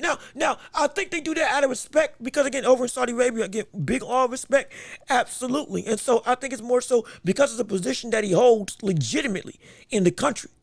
You call him as such. I mean, currently right now, with, you had President Biden, everybody call him President Biden. Currently President Trump, you call him President Trump. Regardless of how you feel about either of them. The title, just out of respect of the offense, comes first. Again, regardless of how you feel. So, with a country, again, big on respect, big on being, operating in the vein of, hey, we give you what your just due is. We do that. So I don't really find it cringe. I'm like, okay. Because I mean, he ain't making like a big deal out of it. At least I don't think he is. When he talks and operates, it's just like, here's what I want. It's what we're going to make it happen. Let's see what we can do. And I'm more important. I don't care what we call him. I care about what he does. And currently what he's been doing. Again, regardless of how you may feel of your trustworthiness against him or not, all that stuff at this point in time. And only at this point in time. Does it seem like with the track record that we've seen versus also what we expect to see going forward? And with the situation with Shakur and others who've had complaints and all of a sudden, boom, everything's all well and good. Everything seems to be that we're on the good. We're in the green right now. But like I said before, I'm not trying to jump to he is all this in a bag of chips. Don't look at me or claim that I'm somebody who's just trying to overly rock with the brother. I don't care if you're in power or not. We talk about everybody the exact same way. I just make sure I get the full context as best as I can before I go and give my critique, because I also want to be respectful of not criticizing people for what they don't deserve to be criticized for. But if you do, we call it out. That's what we do. That's what we have to do, because if we don't, power runs rampant. People genuinely get gypped. Everybody loses and everybody's sad, and we don't want that to happen, do we? No. So that's why I try to do the best that I can. But I think that's about all we got for the boxing portion of this show. So shoot, I'm gonna cover some NBA, but we'll go on to jump into the championship rounds right now so people can have an opportunity to say what they want to say. And as they get their questions out there, I'll quickly go over the world of the NBA playoffs, which is now officially locked in with the play-in coming through. But please, get your questions ready. Get your comments all in a row. And it's time to work. It's time to shine. It's time to make the world your oyster, as we now got the championship round. Yes, sir. Hey, get your questions in the chat. Make your comments known. Whatever debates, not concerns, whatever debates, questions, just outright, just stuff, whatever you want to say. Bring it up. Let's talk about it. Let's be about it. Let's have a conversation. We got 30 minutes. Make the show your own. Give us your best debates. Give us your best what-ifs. Give us all this stuff. Whatever topics you want to talk about in the realm of sports, let's make it happen. Let's make it do what it do. Absolutely. And while you're doing that, I'll go over the world of basketball for my NBA fans out there, as we now got, not just with the play-in, but also with Nico Harris, essentially the plan coming to a close, and Nico Harris having an absolute stupid press conference with no phones, with no cameras, barely had any tape recorders to be able to record what was going on. After this whole debacle of him trading the likes of Luka Doncic to Los Angeles, who right now are third seed in the Western Conference, looking to face off against the Timberwolves in the first round of the NBA playoffs. But before we get to Nico Harris, before we get to the playoffs, let's talk about Nico Harris real quick and that whole press conference thing. And it was an outright disaster. Further and further, he keeps pushing away his fan base and even the legends. Continually in that press conference, he was reiterating he doesn't regret the trade, which is absolutely laughable. He doesn't regret that he made the move to push Luka off of the team. Get him out of here for no good reason. We're being completely honest. He kept saying, repeating over and over, that defense wins championships, which again is a good sentiment. But however, that is not what got you to the NBA Finals. It was Luka that got you to the Finals with, again, yes, you had Gafford, yes, you had Lively. Absolutely. But it wasn't the defense that was making it so that you were able to be so successful. You had Kyrie and Luka as the two main scorers. Arguably, there was the best scoring backcourt. Again, the best scoring backcourt that we had seen in the history of basketball, with two of the most talented hoopers, talented bucket getters that we had seen in the NBA playing alongside each other, only rivaled by the likes of Kyrie, KD, or Kyrie and LeBron. That was it. In terms from the standpoint of offensive firepower, it was ridiculous and insane. And that is what was able to get you to where you got to compete for a championship. While I respect AD, I love Daniel Gafford. I love Derek Lively. Klay Thompson, phenomenal. This is not the squad that you can say defensively is going to carry you to a championship. It's just not. It just ain't. We know it's not. Not because the defense is going to be good, but because their offense is going to be something that won't be nearly as advantageous of the opportunities that the defense did in fact give them, which is a problem. And we know it's a problem. We know it's an issue. Yet still, he just wants to wave it off.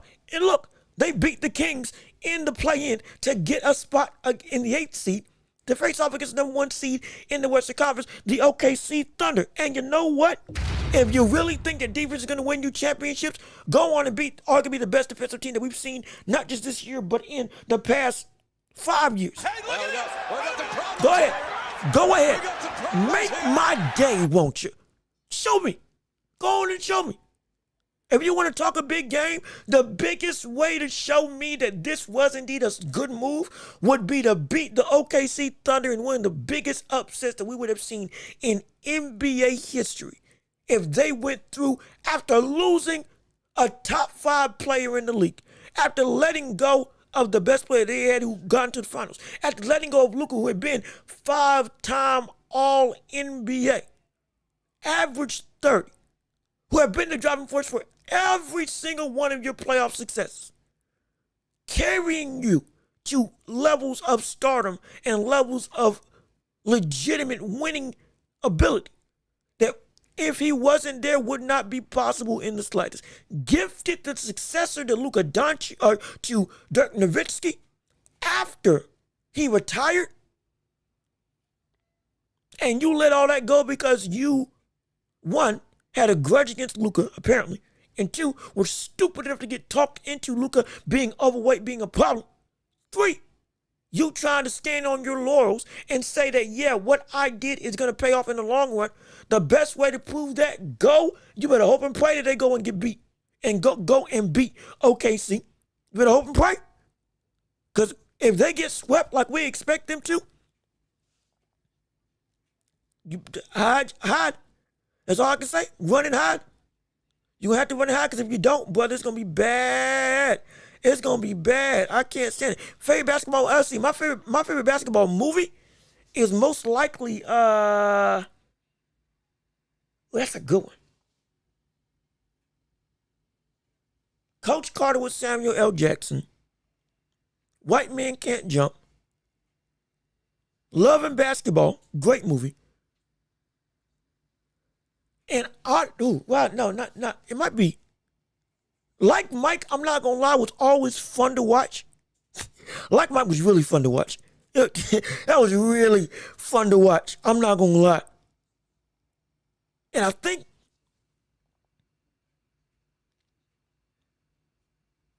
Uncut Gems. I think those are my 5. And it might be from a standpoint of production value and just outright like quality stuff.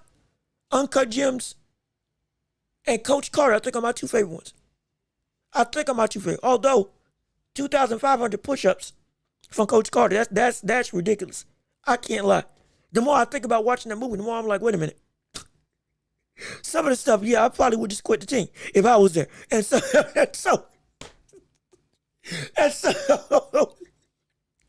the more idea I probably would be like, no, I can't do this. I'm out. I'm sorry. And you know what's crazy? He said, what was it, a 2.5 or 3.0 was it 2.5 or 3.0 GPA that he said that the team had to have collectively? Or like a C in their classes in order to be able to play ball. And when they couldn't do it, they had to shut down the gym to get them in the gym and to get them in the books. And the town blew up. And the town went irate over that. I was like, hold on. Wait a minute. That doesn't sound like a really big ask, does it? That doesn't sound like something that's too detrimental to me. That doesn't sound like something that is so horrible that it would cause the town to get up in arms. That like, hey, we get an average of 2.5 for your school classes, and you'll be average a C, and you can play ball. I don't think that's too much of a that's not too much of a terrible ask from the standpoint of academic education to be able to play an athletic sport. I'm thinking, that's just me. That's just me personally. But yeah, I think those are my favorite movies. And I think my most favorite is probably going to be either White Men Can't Jump and or Samuel Jackson and Coach Carter. And it might just be Coach Carter, just because I love Samuel L. Jackson as an actor. Oh, love him, absolutely phenomenal. Oh, he's incredible. Hopefully, I get to meet him one day. If I do, hey, maybe he'll cuss me out. Maybe I'll cuss him out. No, I'm kidding. I ain't gonna cuss him out, but hey, I'll use as much of linguistic acrobatics as I can.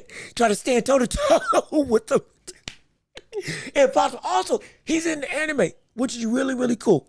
Really, really dope. He made Afro Samurai the anime. If you haven't seen it, phenomenal anime, incredible. I believe he made that and the sequel. It's great. If you haven't got to see it, see it. I think you'll enjoy it so very much. He voices multiple of the characters as well as writing the thing. So yeah. Oh yeah. Oh, it's dope. It's really dope. But again, we gotta still go through, not just with Nico Harrison, but with the play-in or playoffs as a whole. Now that they're set to be put in play, hey, we're here. It's time. Has things changed from my last outing when talking about who will get to the NBA Finals? I still think most likely it's going to be OKC and Boston, because I think both of them are just so far and away above everybody else outside of Cleveland, who can potentially give a run there for their money. But with Cleveland looking like a potential Atlanta squad all those years ago, they had multiple All-Stars, they may fall into the same vein. Now, if they are indeed successful and they show that they're actually not just worth the hype, but they're beyond just the regular season success. Now, this looks to be, again, going against Boston, most likely in the Eastern Conference Finals. That would be incredibly interesting. There may be an upset brewing, hypothetically, because I think people may be underestimating just how good Donovan Mitchell is. Don't let the years of Rudy Gobert in lack of success in the playoffs in Utah pass you or overshadow what he was doing against the likes of Jamal Murray in the bubble. How he consistently would average insane numbers in the postseason and be outright, in most situations, the best player on the floor. That brother's a monster. He's a menace. Spider is real.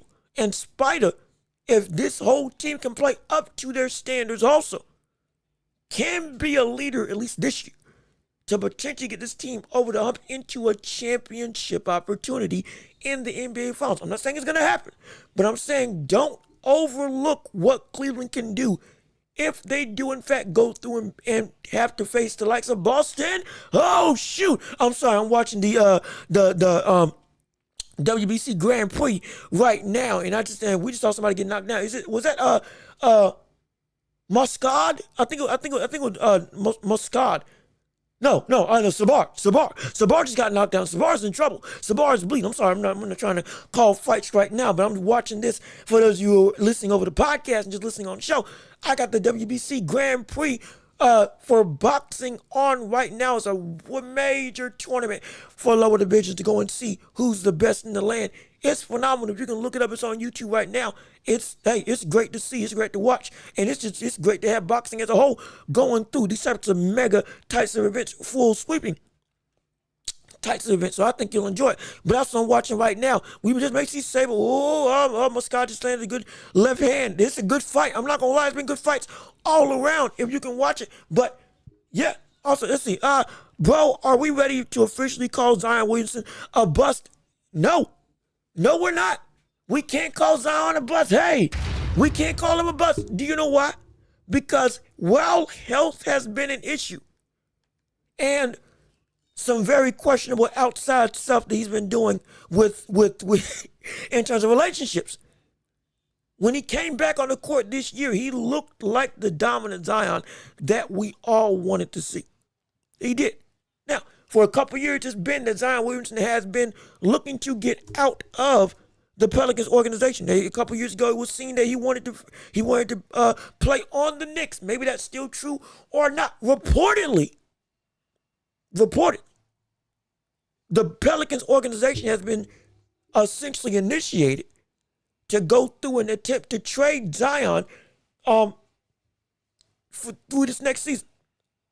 Try to find a package to get Zion off of their team and put him on another squad. This is some value that he can genuinely hold. If you put Zion on a good team, Because again, the Pelicans, as of right now, aren't anywhere close to where they can be. And with Zion also being hurt is a big part of why their lack of success was able to be really anything this year. But when he was there, in the 30 games that he did play, again, he averaged 20, essentially, we rounding up, 25, 7, and 5. Shot 56% from the field. And it wasn't, and again, just as dominant of a low post presence, regardless of all these injuries that we've seen him have in his career. Still, every time he steps on the floor, this man's the truth. And seemingly at this point in time, he may be, or at least the last time I checked his weight report, he looked to be that he was the skinniest he had ever been. Now, is that going to stay true this offseason? Who knows? A lot of stuff is up in the air. But with Zion still, he's not a bust because he is still a dominant player when he is able to play. Mind you, we used to have these same types of conversations with Anthony Davis, even though this season and last season, he really did do a good job of shaking off all those allegations of not being able to play by playing over 60 and 70 games, both that season and this season. Like, he was one of the most consistent players that the Lakers had. When they were both winning, LeBron was taking time off because he had injuries too, and AD would be the only one there, and he would be playing well, consistently playing well, and consistently playing often. So Zion is not a bust. And every time we say, oh, good knockdown.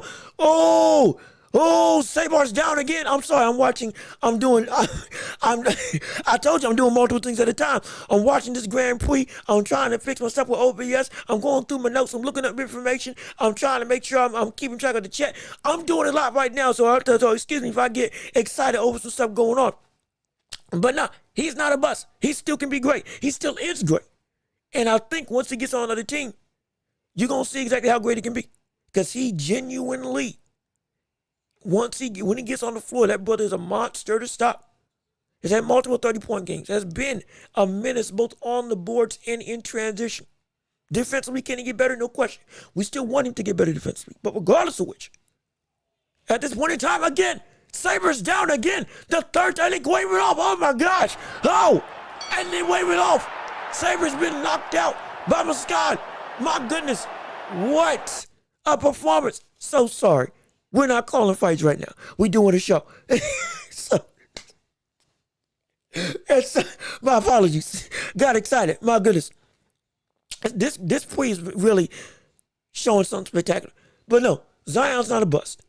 Zion is still a good player. Zion may be traded next season. But Zion, whatever team he goes to, is going to be very interesting to see as they continue to progress. Speaking of trades, let's not forget another trade that could potentially be brewing with what we have with the Suns missing the playoffs.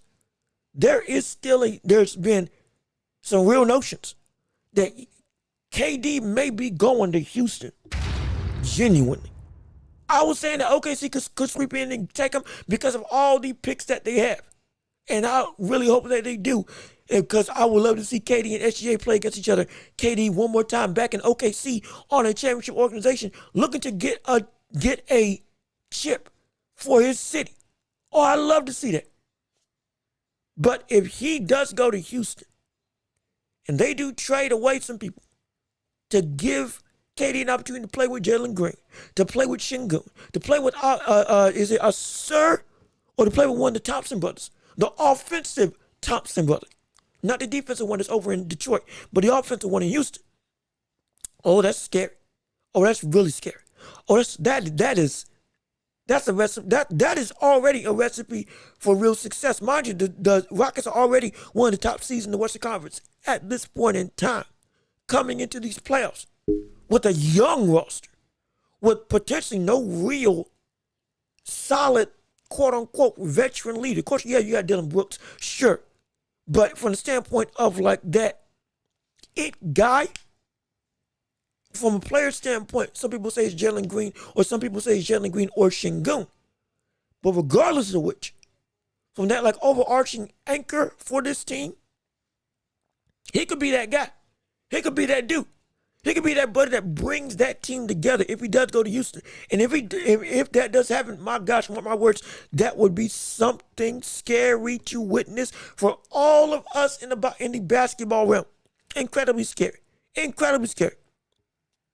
And I would be excited to see it, no question. But I think the last thing I need to touch on with this NBA playoffs run is when we look at the Western Conference and how stacked it is.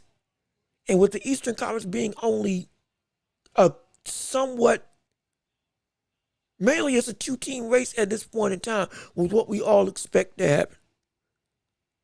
If the one team that I think could throw a wrench in this whole saga from the standpoint of the ability to shake up this playoff run, at least in the Eastern Conference, it might just be Detroit. It could just be Detroit. Because with how they've been looking this season, a complete 180 from the squad. And maybe call it just a love affair for the underdog. Maybe.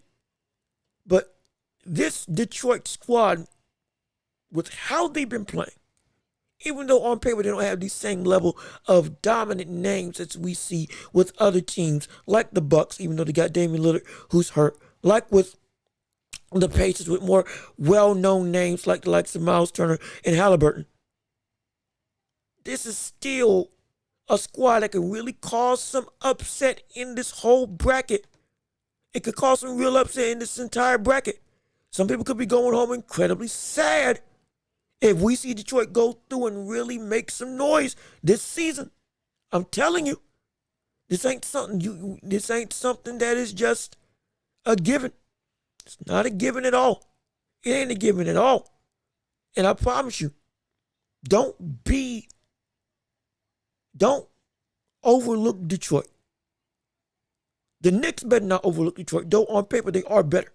Though on paper with Brunson, with Karl-Anthony Towns, I think with a healthy Mitchell Robinson, with OG Anunoby, with Malik Bridges, with Josh Hart, and with Tom Thibodeau as a defensive and hustle-driven coach, though he's going to drive his players to the ground from a standpoint of minutes played. Oh, they're going to be tired. Don't overlook this team, because I promise you, if Detroit gets one, it's not out the question that they can't get two. Dare I say they can get three and potentially be an upset, a very dark horse for the underdog to get to the Eastern Conference Finals and potentially face either the likes, or most likely potentially face Cleveland if the bracket worked out that way. And they would have to beat Boston. Now, I'm not saying it's going to happen. I'm saying it's a long shot. But don't be surprised. Don't be surprised if that is, in fact, what we may be seeing. Because Detroit has something special. And with Cade Cunningham and that young core with Jalen Duren and the defensive Thompson brother on that team, that is, again, if he gets his offensive game up, oh my gosh, it's horrifying. Be afraid. I'm telling you, be afraid. Because this team is the truth. This team is really the truth. But I think that's about everything we got to cover on this show. I believe, unless anybody else has anything they want to say, we can talk about, again, some more with Boots Ennis. We can talk about, again, some more stuff with the likes of Shakur Stevenson. We can talk about, we can talk about anyway. We can talk about Tank. We can talk about Crawford. We can talk about Errol Spence. And is he going to ever come back? There were rumors of him coming back to the boxing scene. Will that actually happen? I don't think so. I think that fight's going to fall through yet again, which is a shame. Because at some point in time, this brother's got to come back or just call it quits outright. It's been almost 2 years. It's been nearly 2 years. And every time we've been pump faked as fans, thinking he's going to return, thinking he's on the rise, thinking he's on the comeback trail, thinking we're finally going to see the old Errol Spence Jr. Shoot, thinking we're finally going to see a Errol Spence Jr. That's all we're asking for. Yet we still don't know. Regardless of which, don't be let down. Because I think more and more that we wait, the more and more it's going to come to the realization that I don't think this brother's coming back. I don't. Every time I keep on trying to hold out hope, I don't know if this brother's coming back. And is it really? And I'm trying to figure out why. Because after 2 years for a loss, though I know, yes, beatings take time to recover from, should it be taking this long to have Boots or to have Spence back in the ring? Should it? Should it be taking this long to have him have any sort of progressive progress in the gym that we can at least understand, okay, he's working his way up? Because at this point in time, it's either been dead silent or it's been potential announcements and then it's been nothing. First it was Sebastian Fundora that we thought he was going to come back against. Then that didn't happen. Then there was in fact, there was another buddy that he was supposed to come back against. Let me look it up real quick. Spence. Who was it? There was another brother.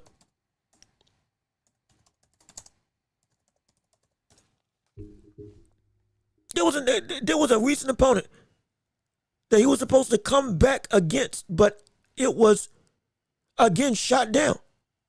And it's like I'm trying to find it. I know I had it. Shoot, where was it?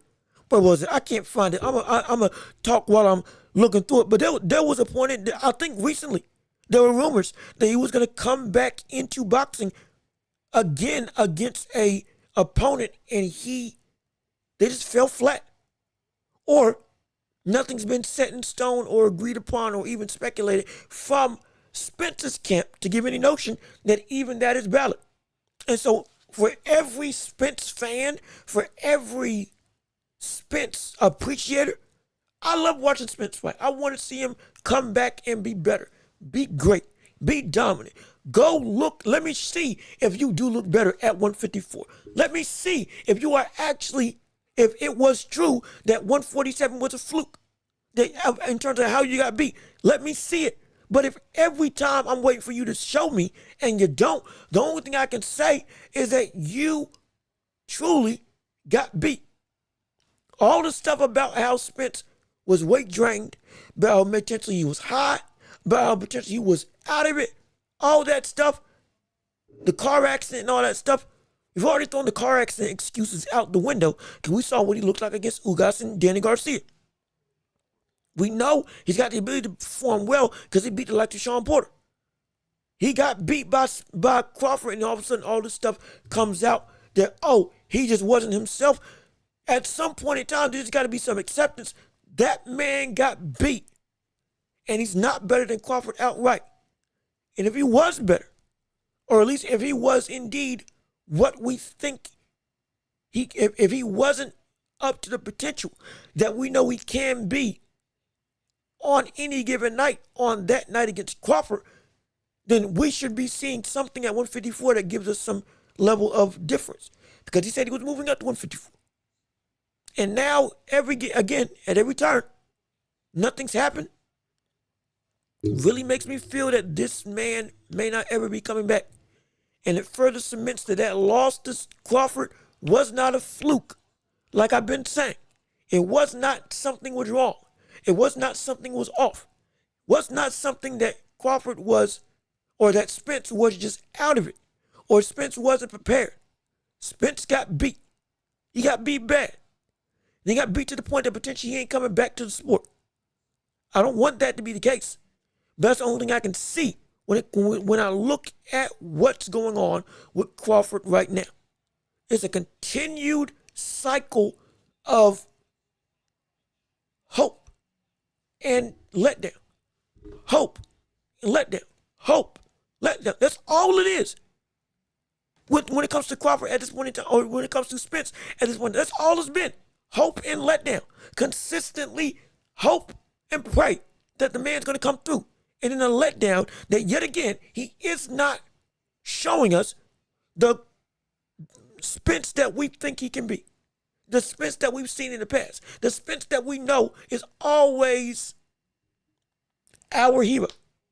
And by our, I mean boxing. Again, everybody loves Spence. I love Spence. That type of figure who can be great, who we want to see return, consistently not returning and not showing us anything. At some point in time, I got to come to grips and say, brother, you just ain't coming back. Or at least hold out and say, you know what? Show me.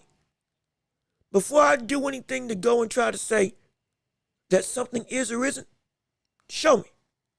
Right now, I don't feel like you're coming back, but show me. Prove me wrong. If your Spence, show up and do something. If your Spence, show up and make something happen. If your Spence, give us anything. Throw us a bone or something to say that, yeah, I'm back and I'm ready to do some damage, or at least I'm working to get there. A couple of pictures here and there ain't giving the boxing ethos anything. We need some consistent sparring. We need some news from your coaches. We need some words from you. Not cryptic tweets. Not cryptic tweets. Social media posts. We need some valid confirmation that I'm coming and I'm ready to fight. Because until that happens, I'm not going to sit here and hold out hope. Because it's just wasting my time at this point. It's just wasting my time. And if you're going to come back, all the best to you. If you're going to stay retired, all the best to you. But with all due respect, make a decision. Make a decision on what you're going to do. Because we can't wait around, though we want to wait around, to see what you do. We got bigger fish to fry. And on top of that, we got people that are at your other division now that they're doing great, and we want to see them come back against you. But now the script is flipped.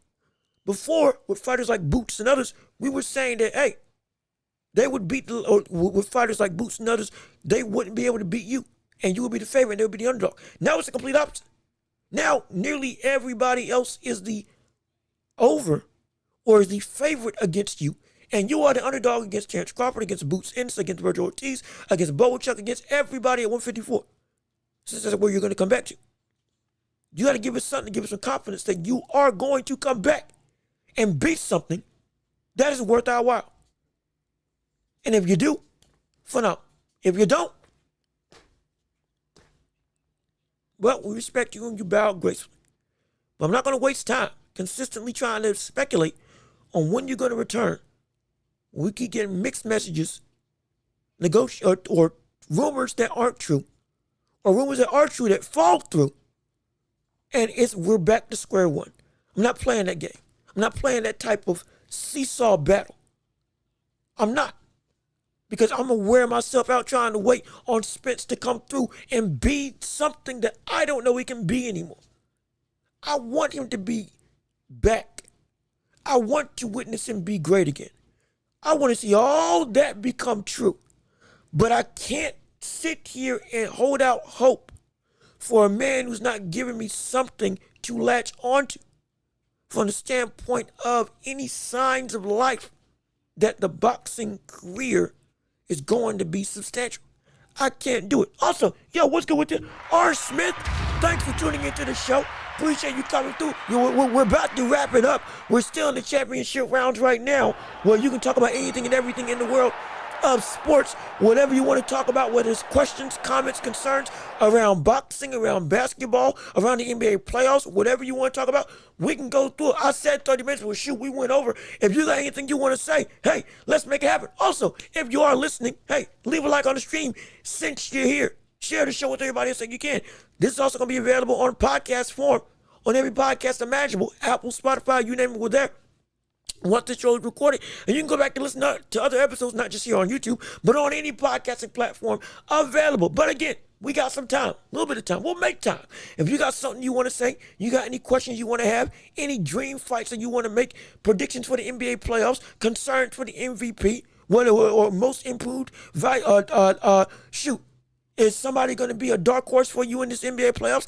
Do you expect in the boxing realm for Boots to take all of 147 and 154?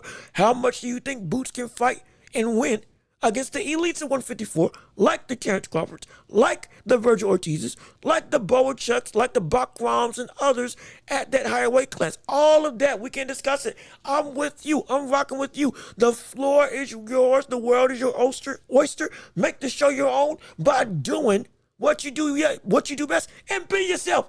Absolutely. Let's see what you got to say on the show. OKC versus Boston in the championships. I feel that same way. I think that they're going to win. And I think I covered that a little bit earlier on the show. But yeah, I feel OKC and Boston's going to be in the championship cycle. The only issue is more so with OKC, which I've heard a lot more, and I'm starting to think maybe a valid question. They're young, though they're dominant. When it comes to being in the championship cycle, what experience becomes a very dominant aspect. And because of that experience that OKC doesn't have from the standpoint of championship pedigree, though, yes, they have the likes of Alex Caruso, who's been a champion, absolutely.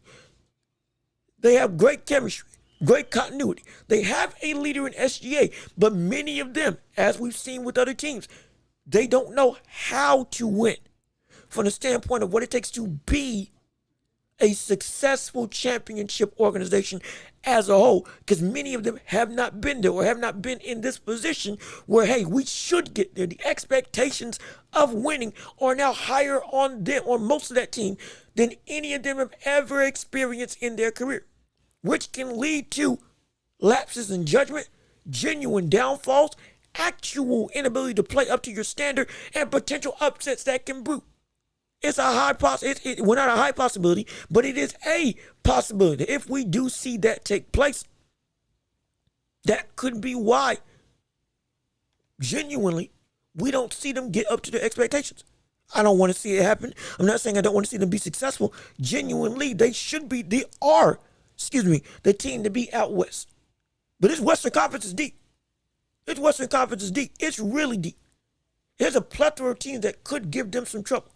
Los Angeles, ironically enough, could give them some trouble. Shoot, the Clippers have been playing incredible. And with Kawhi Leonard potentially being healthy throughout this entire playoff run, my gosh, if they got to face off against them, with how they've recently been looking, don't overlook what that team can do. Especially coached by a great coach in Tyronn Lue. Oh yeah, they are expected to win, but it ain't guaranteed in the slightest. It's not guaranteed in the slightest. Boston, similarly, they are expected to be the dominant team in the Eastern Conference. It's a much easier road for the teams that they got to face off against. I've already said a dark horse could be the likes of Detroit, potentially. But the real issue is going to become when they ultimately most likely face off against Cleveland. And as much as I think that they're the better team, much as I think that they're the better, well-rounded team, the biggest thing and yes, the Clippers are good. Oh yeah, Clippers are dominant. Clippers are great. And with how James Harden's been playing this year, absolutely phenomenal. All NBA. I think he's going to be probably all NBA third or second team. And with Kawhi Leonard and the short stint he's been back, putting up 33 points, averaging 20. I think over his last couple games, he's been averaging 28 to 30. It's been stupid, as if he never left basketball, as if he was never hurt. That team can upset a lot of people. That team may be the dark horse to get to the finals in the landscape of the Western Conference. They can beat, especially with how Denver's been going through right now, they can beat Denver. Even with the dominant Jokic, who is the best player in the world today, who would be my pick for MVP. Though I know SGA is almost assuredly going to win that award because of the team's success, though he's averaging 36-5, which is incredible. Jokic is averaging 13 and 10 as a center, shooting 59% from the field and 41% from three, and averaging only 3 turnovers for the entirety of the series, or for the entirety of the season. Let's not forget his own running mate in Russell Westbrook, playing from between 20 and 25 minutes off of the bench, is averaging 3 turnovers himself. Had a streak of averaging 5 or more turnovers for a couple of games. Horrible on the metric of Westbrook. Great on the metric of Jokic. Because Jokic has the ball every possession down the floor. And Jokic, best playmaker, best passer, one of the 3 best scorers in the league today. There's no question about that. efficient, and effective. Everything we say about KD applies to Jokic because of how he's been shooting. I'm not saying that stats are everything, but at this point, you're averaging 30 on 59%. That's not that's ridiculous. On 41% from three, that's unheard of for any big man, for any man. But that's a level of proficiency that I think I can't remember seeing outside of 3 feet in the paint. And that's what Jokic is doing from every spot on the floor. It's preposterous. That man should be MVP. I've said it before. It's gonna be just like with the likes of Joel Embiid, or a couple years ago with James Harden and LeBron, when Brian Windhorst said, "I regret voting for James Harden that year because LeBron was out and out the best player and should have been MVP." And with Joel Embiid, everybody saying they regret their decision in voting for Joel Embiid for MVP when Jokic should have won it that year. The same thing's about to happen now. SGA might just win it all because of their record and team, which is phenomenal. But it's going to be, we look back on it, and we're going to say, similar to how Wilt averaged 50 and 25 and never won MVP for that season because Bill Russell had more wins. Again, that same season that Wilt put up 100 points a game, he averaged 50 points and 25 rebounds, and he still didn't win MVP. He still didn't win MVP. He still didn't win MVP with one of the, arguably the greatest offensive season in the history of this sport.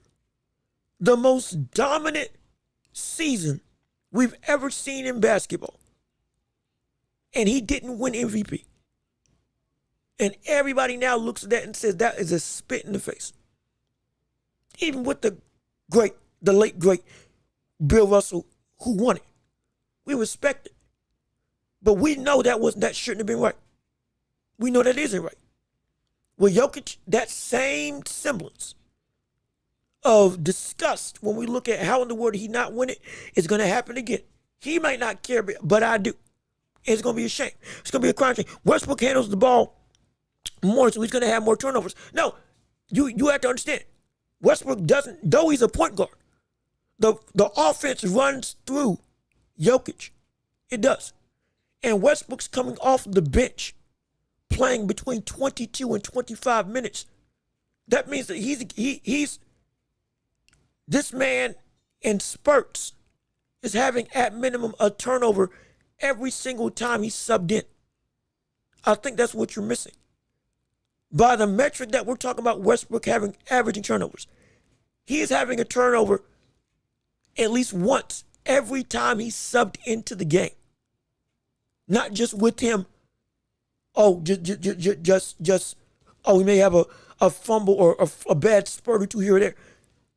Almost, he's got one possession or one turnover nearly for every time he's subbed into the game. And because he's coming out the bench, he's subbed in roughly 3 or 4 times. Jokic is on the floor the majority of the game. He's averaging 37 minutes, and he's only averaging 3.3 turnovers. He's averaging as many turnovers in 36 minutes as Westbrook is averaging in nearly like 50% less. Again, there was a spurt in time where Westbrook, with averaging only 20 to 25 minutes, is averaging 5 turnovers a game. That's almost preposterous. That's insane. That is so bad. And I'm not saying that because I'm a Westbrook hater. No, I'm not saying that slight. I'm saying in reality, if anybody is coming off the bench and is averaging more turnovers than my star player who's handling the ball more than anybody else, that would be like somebody coming off the bench for a prime Chris Paul and doubling Chris Paul's turnover ratio while playing 20 minutes a game. If we want to go 1-to-1 point guard for point guard type metric, that's what that's like. That's how bad that is. That is guaranteed. Westbrook comes into the game, there is a guarantee that there's going to be a transition bucket. There's guaranteed a fast break opportunity off of Westbrook making a bad decision. That's not me trying to be hyperbolic. That is actually what the metrics are. It is guaranteed that there will be at least 3 opportunities strictly off of Westbrook alone, that there will be fast break chances for the other team to score, solely with him being in the game. That's how much of a detriment Westbrook is as a ball handler when it comes to this team. Yes, his numbers are good. I completely understand. His numbers, in fact, were also good when you looked at them on the Lakers. But if you watched the Lakers like I did that season, you saw how much of a self-sabotaging player Westbrook was when it came to playing on that Lakers squad. And it wasn't just because it was a bad fit. This is who Westbrook is. This is who he is. He's averaging 13 points, 4 rebounds, 6 assists this season. But this is who Westbrook is as a player. This is not me trying to say, oh, it's just a bad fit. Because if Jokic can't make you work like you need to work or bring out the best in you, and you've had both Jokic and LeBron letting you do what you do, and them saying, I'll make it work, just go out and be Russ, you see what happens. It's a shame. It's a legitimate gripe. He's a great teammate. He's a phenomenal player from the standpoint of all-time greatness. But no, on this squad, it is so abysmal. It's so bad. It's not even funny. It's not even funny. From the standpoint of a long game of Westbrook, is not a net positive. It will almost always be a net negative. Because, let's be perfectly honest, you saw them, was it them against the Timberwolves when Jokic had 61, 10 and 10, a 61-point triple-double in overtime? And Westbrook both got the steal that could have sealed the game and got the turnover that lost them the game and got the foul that sealed the game for the Timberwolves. You understand that? Within 10 seconds, he got a steal. He got a steal that would have sealed it for the Nuggets. He missed the layup when he could have held the ball and essentially gave it to, because he couldn't finish the play, gave it to the Timberwolves. Then missed, not just gonna miss the layup, then goes, runs it back across the court and fouls Walker on a 3-point shot to win the game for the Timberwolves. All that in the span of 10 seconds. One of the worst sequences of basketball I've seen from any player in the history of me watching this sport. And I've watched a lot of ball. I've gone through, I'm not trying just to be, hyperbolic or over eccentric for my description. No. This is real. I've lived through the Shaq and Fools with JaVale McGee. I've lived through the dumb decision that we've seen with other players like, Kendrick Perkins. I've lived through the debacles, the letdowns, the 27 threes missed in a row, the 3-1 downfall that OKC gave up to the Warriors. I've seen it all. And that was one of the worst single-player sequences of basketball that I've ever seen that cost them vitally in the standings of this playoff race. And they know it. The Nuggets know it. And I'm telling you, Westbrook is not all that he appears. Yeah, that was a bad change. It was. Westbrook is never all that he appears to be. Because if you think that he is something that is going to turn your organization around or be a veteran leader that can help bring your team together as a teammate and a person and a man, he's phenomenal. And he's a stud. You're right. He's a stud. He's a workhorse. He's an animal. He'll give you 110%.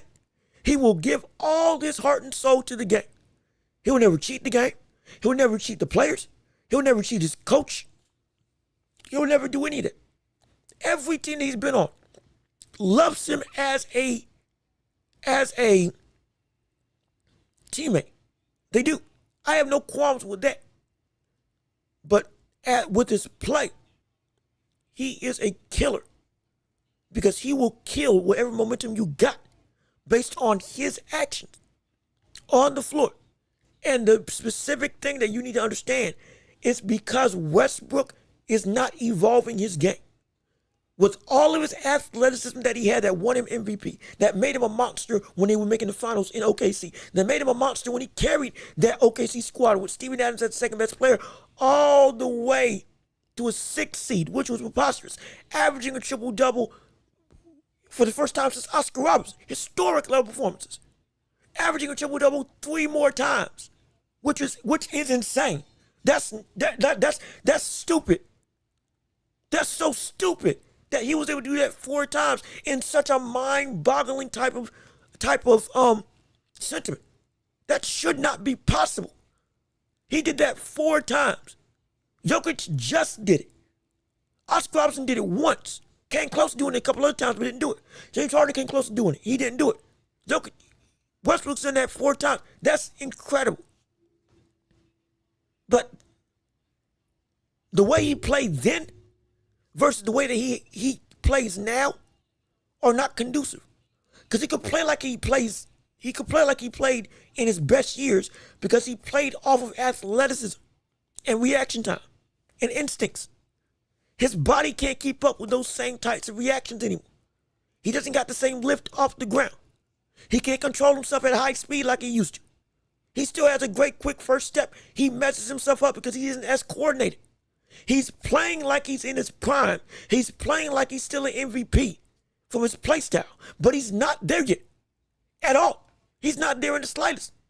But he won't adapt his game to fit his current body's capabilities. And the ironic thing, it don't even have to be a big tweak because he's still uber athletic, even at this advanced stage. But if he learns how to slow down, play more of a change of pace style, pace himself to be more controlled, he could still be more effective. Way more effective. He'll be able to read passes. He'll be able to make better decisions. He'll be able to not average nearly as many turnovers in much less time as Jokic. He would be an even more viable bench piece. He would be vital to a lot of teams. He would. Oh, yes, he would. But it's just the fact that if he won't slow down. For his own sake, he won't slow down, which is stupid. Because if he did, he'd be a better player. But he keeps playing like he can move as fast as he thinks. And he can't anymore. Which leads to him having to correct mid-action. Which leads to a lot of stupid mistakes.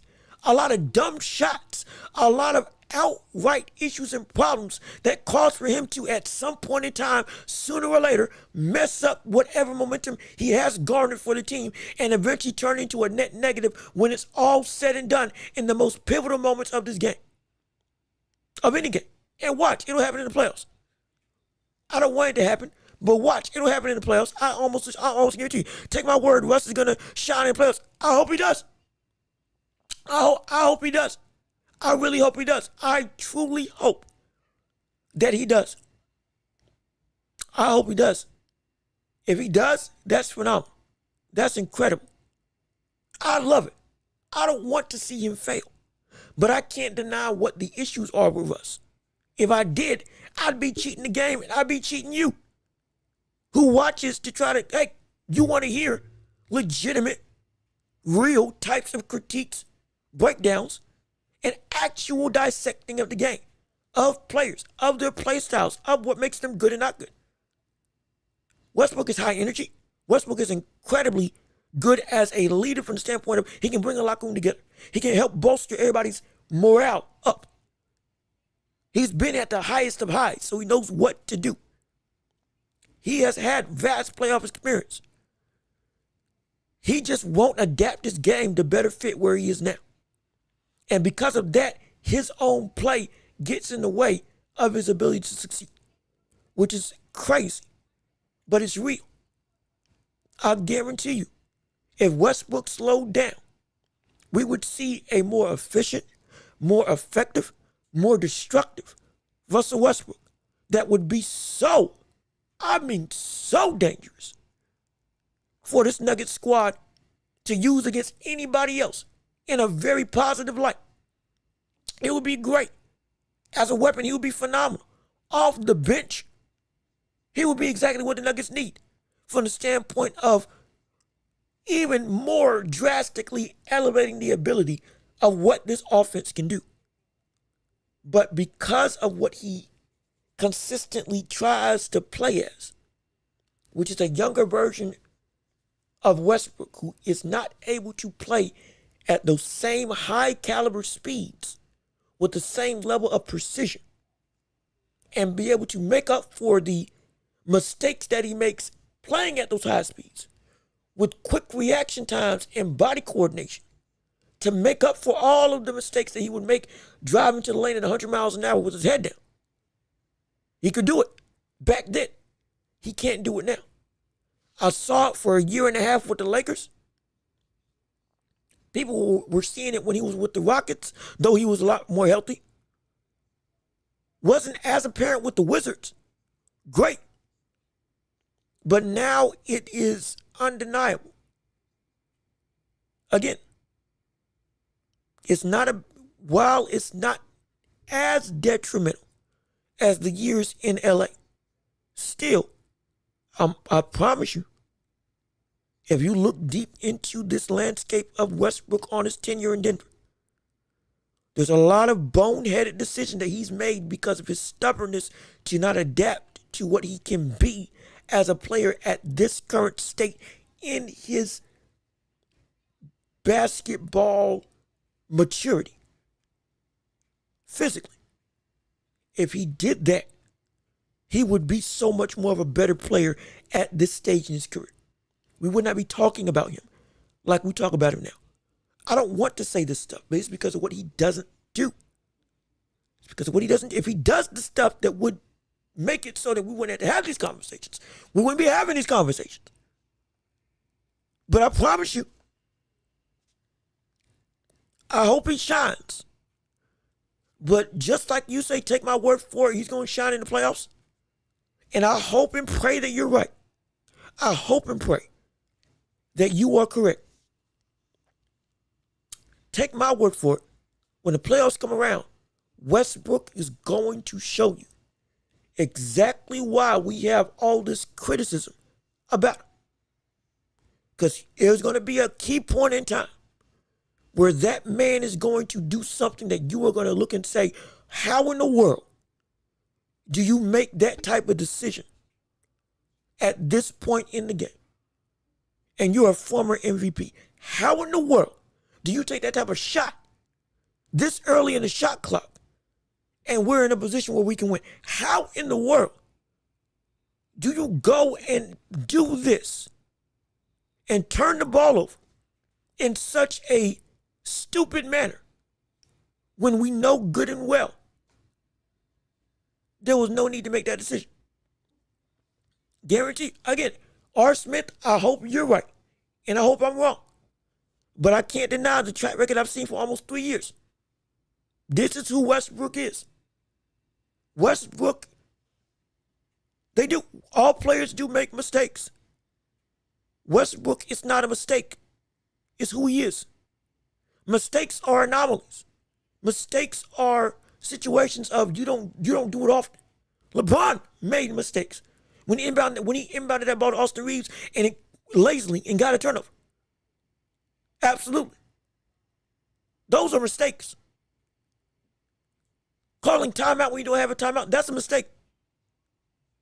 We've seen mistakes. This isn't a mistake. From what I'm talking about and what I really think is going to happen when these playoffs come about, these aren't mistakes. This is real what Westbrook is as a player. And if he proves me wrong, I'm hoping so. But I've seen too much.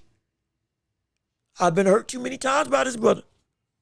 I've thrown my hands up so much, I'm like, my shoulders are getting tired.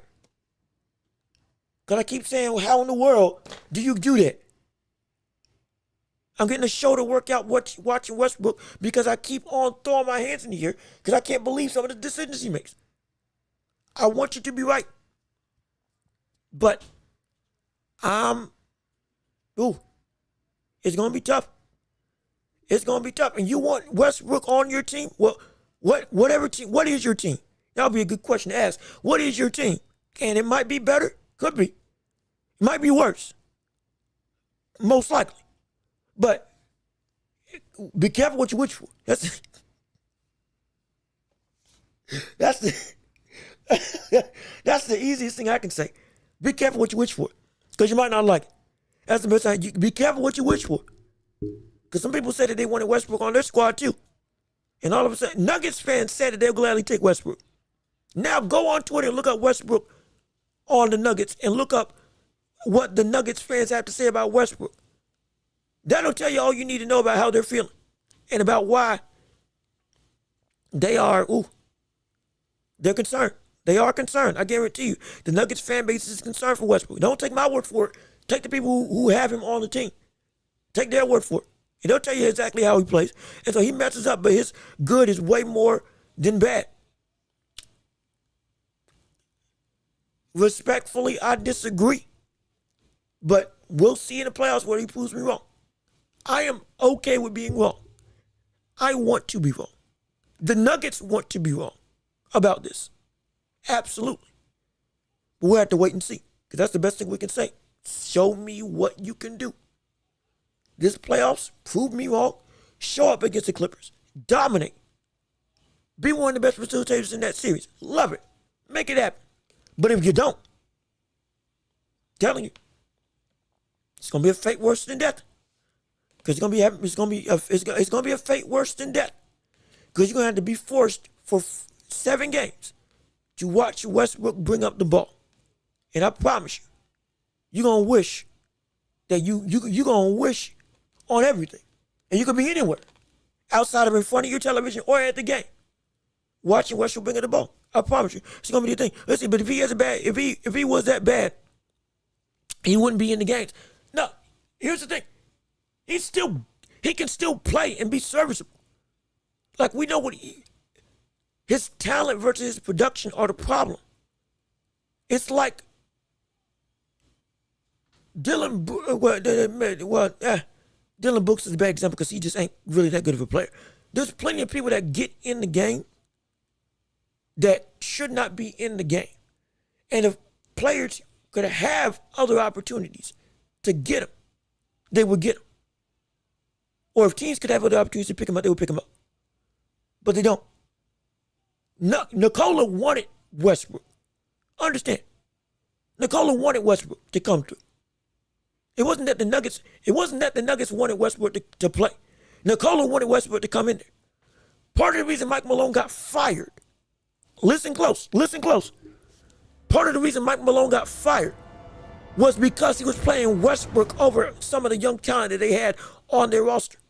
Management, GMs, were sick of Mike Malone playing veterans, and they, look at the report, they pinpointed Westbrook as one of the issues that they had with Mike Malone's rotations on this team. They said that he was giving Westbrook too many minutes and that he was being a detriment. And those types of rotations were not working, with Westbrook being one of the key parts of that rotation and being singled out as one of the problems with his rotations. So again, for him to be so bad, why is he in the game? The organization don't even want him in the game as much as he's in the game now. So again, all roads are showing me, just like on the Lakers, just like on the Rockets, that this brother is not conducive to success in the long run. And watch.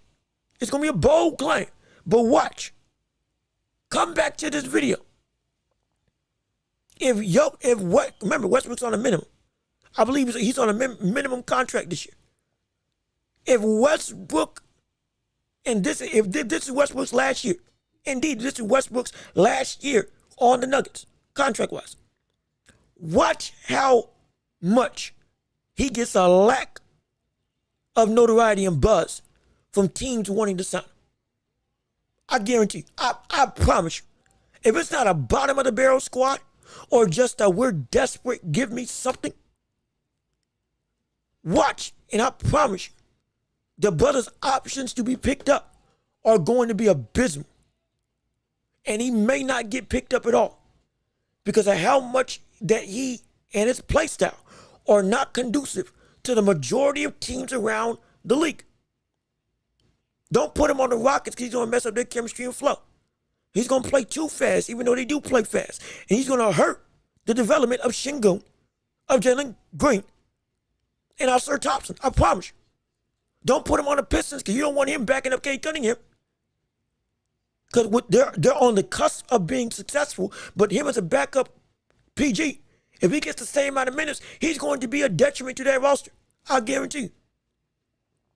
OKC, you don't want that. I know they don't want that. I know you don't want to put him on OKC. Lakers, they'll never have him back again, and they're a better roster without him. Genuine. They got, the second they trade him away, they got better. All of a sudden, whoop-de-doo, got some momentum.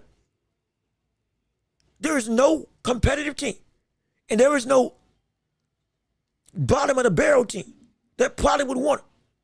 And it most likely would only be bottom of the barrel teams that would want him in the first place. Because it would be genuinely bad if you're trying to build. Don't put him on the Spurs. Don't do that. You don't want to have him playing with Wemby, I guarantee you. You may think it's pretty, it's not. Because it ain't working with Jokic. It's not working with Jokic. It's not working nearly as well as it should be with Jokic. But you want to put him on Wemby, who's still developing. Don't do that. I'm telling you. I'm telling you what I know. I'm not telling you it as a hater. I'm not telling you as somebody who just wants to see Westbrook fail. I don't. But I'm telling you what I know. He is not going to be on any sort of competitive team if this is indeed his last year with the Nuggets. I promise you. And there is going to be a clamoring to stay away from this brother. And anybody that does choose to pick him up, I guarantee they will regret it. Because the Lakers regretted it. The Nuggets are regretting it now. The Rockets regretted it. The only team that didn't regret getting him was the one that drafted him because they got him in his prime. That's it. And the Wizards because he was actually good for them. Outside of that, it's not working. It's not working. I promise you, it's not working. It's not working in the slice, man. It's not working. I'm telling you, it's not working. And it's not going to work. Because he won't change. If he changed, we're having a different conversation. He won't change. He doesn't want to change. The whole problem with Westbrook is that he's stubborn. If Westbrook is like Deontay Wilder. The brother does not want to learn another way to play, another way to fight. Even when told he's got issues, that if he fixes this, he'll be better. Just like with Wilder.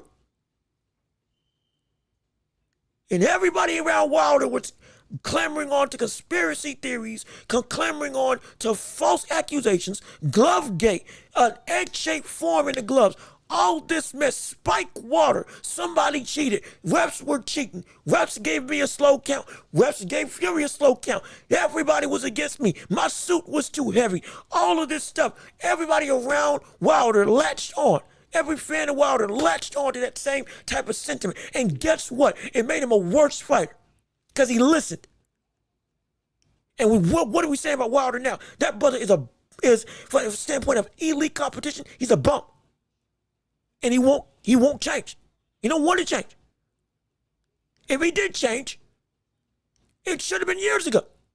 But the buddy didn't want to learn. And now we see the same fighting style. What is it getting him? Knocked out. That's what it's getting him. It's getting him knocked out. It's getting him knocked out.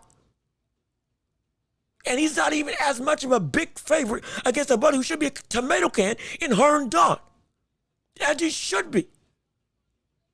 Not nearly as much of a favorite as he normally would be seen as. You know why? Because he's getting knocked out, because he's not adapting his style of play or style of fighting. And he can't at this point anymore because he was too stubborn to do it when he had the opportunity to. And now he's got a buddy in his corner, Malik Scott, who is further implementing bad tactics that ain't working for Westbrook or working for Wilder. And for Westbrook, his fans keep saying, let him cook. Multiple teams have said, we'll let you be who you want to be. And it's failed. Every time it's failed. Every instance is failed. Every instance they regretted it. Every instance they say he was bad. Every instance they say he was nowhere close to a good fit. If everybody's saying that you ain't a good fit in your organization, is it them or is it you? If everybody is saying over the past 3 years that you were not a good fit for them, is it them or is it you? If every fan base is turning on you because of what you're doing on the floor, is it really that you're being hated or is it that you aren't playing well? Is it really that you aren't able to be successful because you're being hindered? Or is it that you aren't playing well because you can't play well because of how you're playing at this stage because you won't change?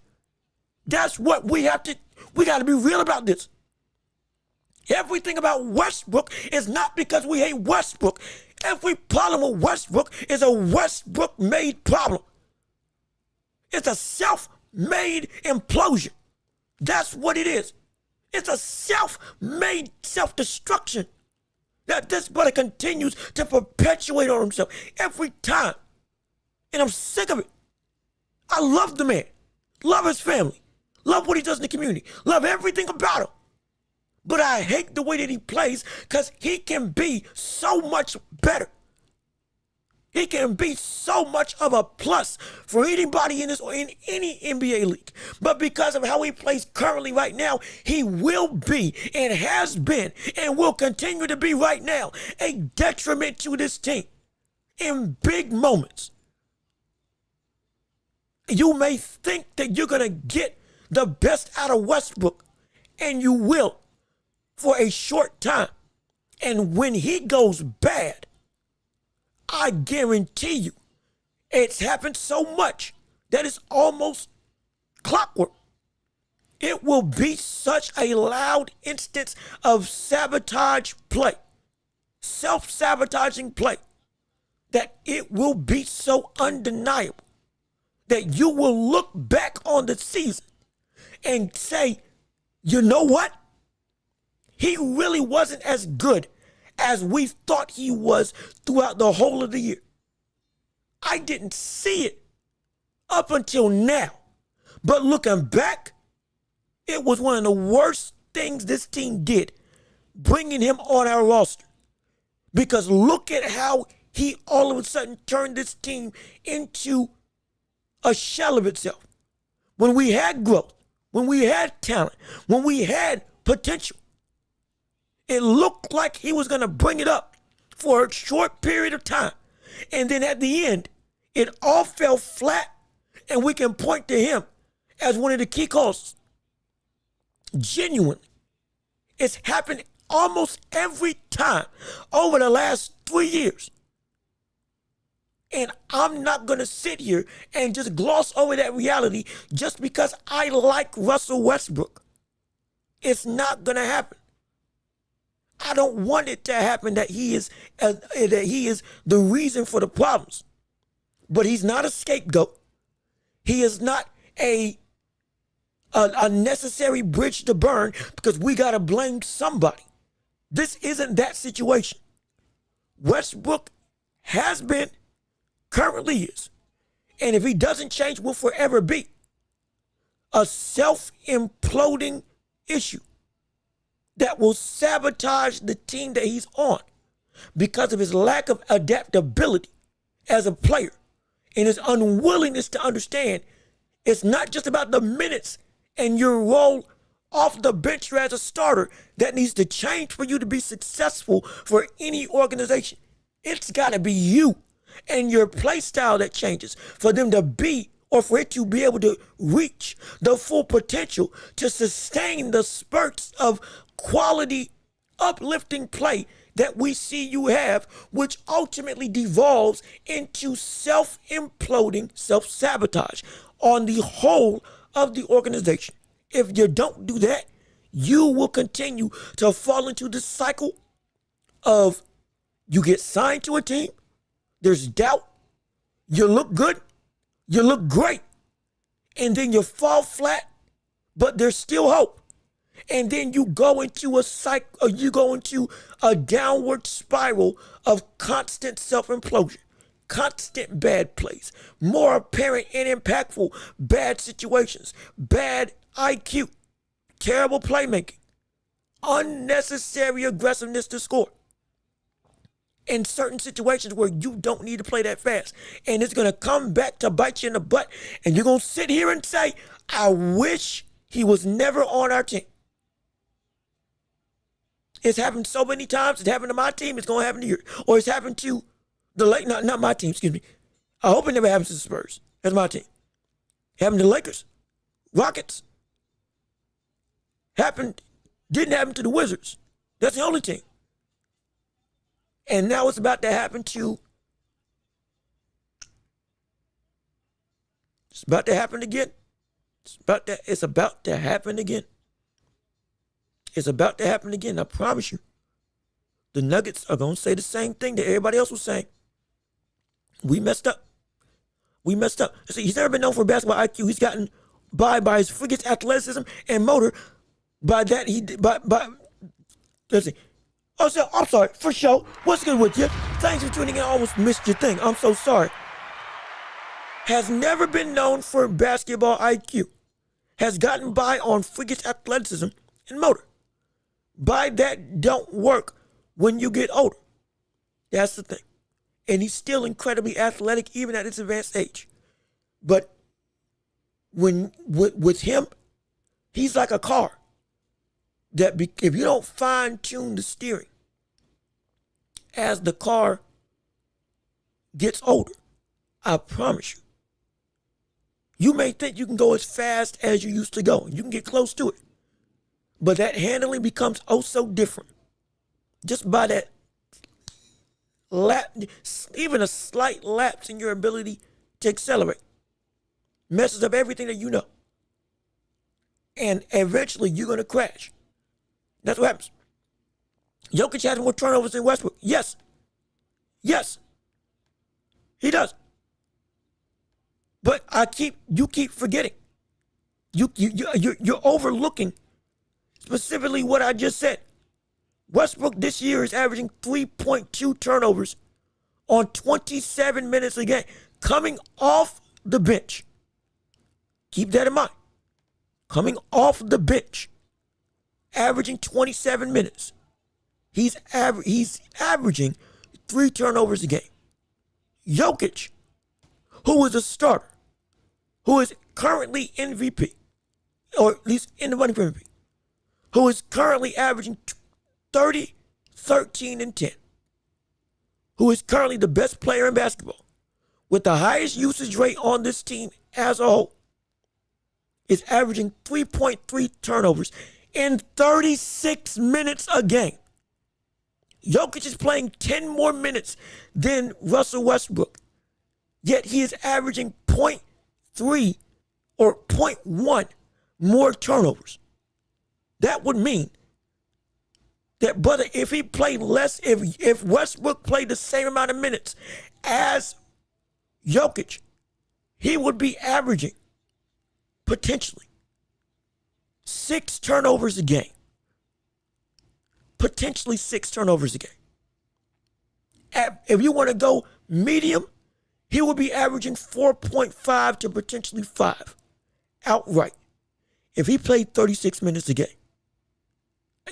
I don't think you really grasp how much of a issue Westbrook is as a ball handler. Because even in limited minutes, he's giving you the negative. He's giving you the total negative amount of play that one of your best starters in Jokic would give you in almost half the time. Jokic is playing closer to 40 minutes than he is to 35. And he's averaging 0.1 more turnovers at 3.3. If Jokic played 40 minutes, he would probably only average 0.2 more turnovers. If Westbrook played as many minutes as Jokic and was a starter for the entirety of the season, Jokic would most likely lead the league in turnovers.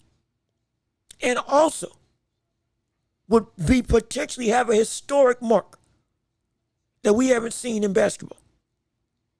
I'm so serious. I am so serious. It is such a bad instance. Mind you, we can go back to LA if you want to look at the history of what Westbrook's done for his career. Let's go through. Let's go through the most recent thing. We can go through. On his MVP years. His MVP year, he was averaging 5 turnovers a game. His rookie season, he was averaging 3.3. Like his prime years between 2015 and what? We can go 2015 and 2018, just about. Those prime years. Let me look it up right now. This will be perfect. I'm so glad I got Basketball Reference. Those games, on average, for an average, he's averaging between his prime years of 2015 and 2018, he averaged 4.7 turnovers. That's MVP season to 2018. He averaged 4.7 turnovers a game. That's with the ball in his hands at all times. Since he's been coming off the bench for Los Angeles all the way to the Nuggets. Oh, excuse me. He started since the year he came off the bench for the Lakers, which was I believe, yeah.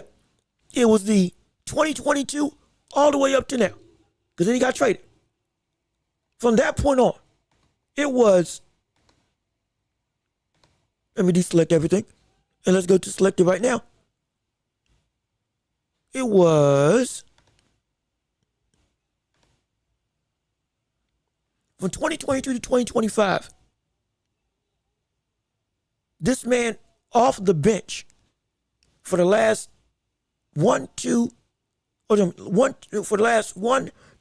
seasons, since he's been relegated to strictly off the bench between the Lakers, Clippers, and Denver. He's been averaging 3 turnovers a game. Mind you, on 26 minutes. That's not good. That's not good. You saw he averaged 4. When he had athleticism, he averaged 5, on his best year, just about you rounding up. Without the ball in his, or without being a starter, he's averaging 3. That's ridiculous. That's preposterous. That's stupid. There has not been a season. I am so serious. There has not been a season during Westbrook's tenure outside of his last season with the Clippers that he's averaged less than 3.2 turnovers a game. That's abysmal. That is abysmal. That's not good at all. That's so bad, it's not even funny. We can't overlook the bad in Westbrook and understand many instances we've seen that be the correlation to the lack of success for whatever team he's been on. And it's not because we want to hate. It's because at this stage in your career, your play can't outweigh your inability to keep the ball on a tether. Your play at this point doesn't outweigh your ability to keep the ball on your side of the court. It doesn't outplay your ability to be able to afford to have that many turnovers. Your play is not being able to cover up you being that much of a detriment from the standpoint of keeping the ball secure. It's not. In the past it could. It can't now. If it was, there's a reason why we didn't talk about all those turnovers in the past, because he was averaging 30, winning MVP, being the best guard being the second best guard in the NBA outside of Steph Curry, and being genuinely one of the top 10 best players in basketball at that point in time.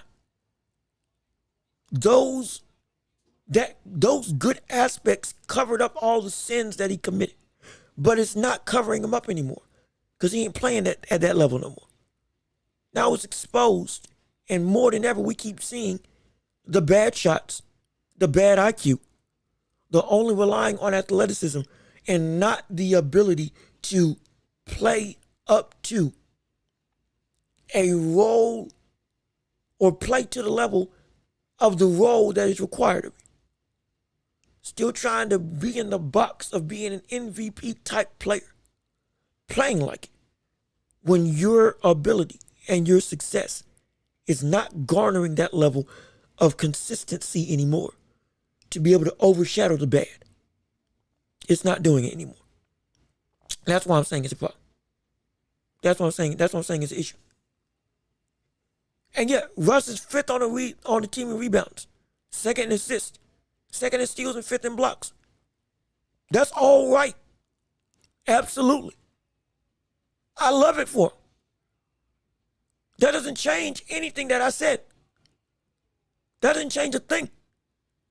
That changes not a thing that I've said with what this squad is able to do, with what he brings to the table, with this whole organization. It doesn't change a thing. Those averages versus what the substance brings is not the same. And we know it's not the same. I'm not trying to be disrespectful. I'm keeping it real. This is the reality of the whole situation. He is still somebody who is not the success that he should be because of his lack of adaptation. He's still going to give you, and he's still going to stuff the stats, absolutely. And I'm not even saying they're empty stats. I'm not one of those people that view those things as empty stats. Oh, he's just getting stuff to get by. I'm not that. No, I'm not. It's valuable that he's getting rebounds. It's valuable that he's being hustled. It's valuable that he's getting these steals. All of that is valuable. No, nothing is empty. And because nothing is empty, we understand that everything has weight. And because everything has a weight, we understand that in the past, the weight, the scales were weighed to where Westbrook could always outplay the negatives of his game. Now the scales are being reweighed as they should. And his play is not outweighing the negatives to his game. It's not the totality of his game, or it's not the totality of what he brings to the table that's a problem. It is what he gives up to bring that totality that is a problem. He gives up IQ. He gives up being smarter. He gives up having better ball security. He gives up decision making to have a high motor, to be the hustle player, to go and be the everything man. And at one point it worked. At this point it doesn't. And it won't. Because it never worked. If it couldn't work for LeBron, it ain't working for Jokic. Jokic's best game today couldn't save what Westbrook and those consistent issues did. Those consistent IQ problems did. It couldn't. Jokic at one point in time was averaging like 35, 14, and 8. And they were losing. Was having stupid games of epic proportions from the standpoint of Jokic was playing phenomenally. And yet they were losing 3 out of the 4 games. And Westbrook wasn't coming to save the day. Westbrook was one of the biggest reasons why they were losing those games. Because he wasn't stepping up to the plate and playing up until his caliber. The whole team ain't been doing that. Absolutely. But Westbrook has been abysmal because even if the whole of the Nuggets squad ain't playing up to their normal level, we got Jamal Murray ain't playing up to the normal all-star level. Christian Braun, who was a budding great role piece in the past during their championship run, ain't been playing up to the normal part that we see. Michael Porter Jr. There's been some problems. Aaron Gordon has been a bright spot, so I'm no problem with him. Peyton Watson, sorry, DeAndre Jordan's been declining. We know the problems with this squad, with this bench. We get it.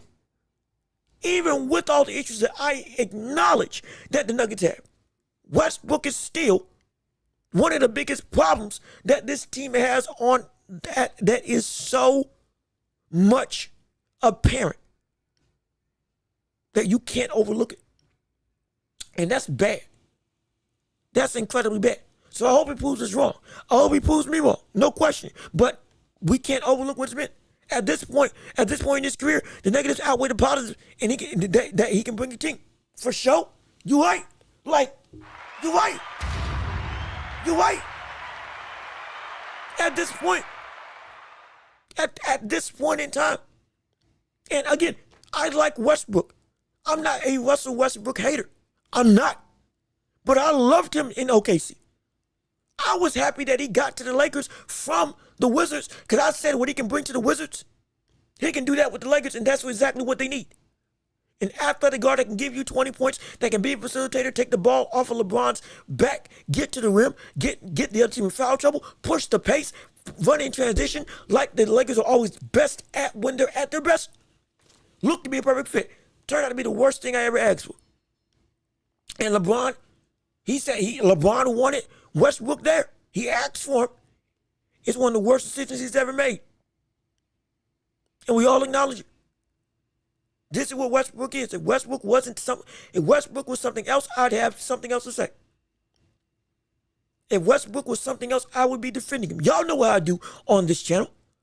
I may have favorites. I may have a favorite fighter. I may have a favorite player. It don't matter.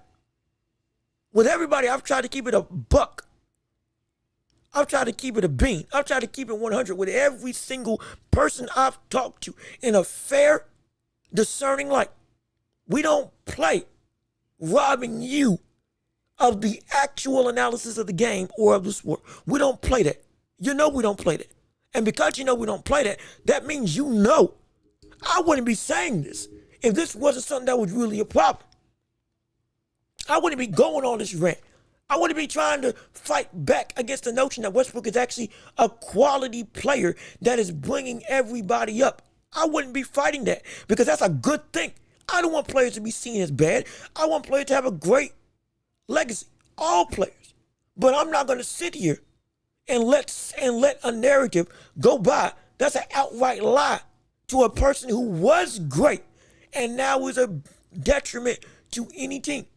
There is a real possibility that we are concerned on whether or not he will get back in the league after this season. He could run into a Carmelo Anthony situation where nobody picks him up. And ironically enough, Melo should have been picked up by more people. It's crazy that Melo was essentially for 1 year put on the fence as a player when you just needed somebody to be a mid-range and three-point shooting threat. He could have been that all well and good, yet nobody wanted him. Yes, he wanted to play in the starting role where he should have been off the bench. I get that. From the standpoint of somebody picking him up, there's no way he wouldn't have been able to belong on any organization. There's no way that he shouldn't have been in the league with that at one point in time when he was not getting any play from anybody in the NBA, which was ludicrous. It was preposterous. But that's what we were seeing. And with Westbrook, he's going to fall into that same vein. But unlike with Carmelo Anthony, it's going to be valid. That's the bad thing. It's going to be valid that nobody wants to pick him up. It's going to be valid that nobody wants him. It's going to be valid that nobody wants to put him on their roster because he won't make you better in the long run. It's a cycle. Like I said before, it's a cycle. Westbrook's on your team. He plays good. He plays great. Then he plays bad, but you're relying on what you saw that was great. Then he goes into the gutter. By the time the end of the season and the playoffs come about, and now you're feeling the real effects of how bad Westbrook is by the time the end of the season comes. And then you get put to where I regret ever being in this situation. It never fails. It never fails at all. It never fails at all. And it's going to happen again. Though I don't want it to happen again, it's going to happen again. I promise you it's going to happen again. And we're going to all be saying, well, what the word? What happened? You'll come right back to this video, right back to this stream and say, well, Jean-Luc didn't warn me about this. And he kept saying he didn't want this to happen. But he was saying it's almost inevitable that it will. And I wish I had paid attention. Because now I'm feeling the same way. And it's a shame. It's a shame. It's a shame. He just had a triple-double against the Warriors. Okay. Great. Absolutely. Phenomenal. Warriors were hot with Jimmy Butler. Had the best record of 20-7 since the likes of getting Jimmy Butler from that trade from Miami. Saving what was a absolutely dumpster fire of a team that was the Warriors at that point in time when Steph Curry could not carry the squad on his back. Steph Curry having 3 points in the game. Steph Curry being horrible and that whole team being horrible. All of a sudden, they look better than ever, and he got a triple-double against them. That's impressive. We love it. No question. Now I got to look at the full stats of the game, because I guarantee you in that triple-double, he had,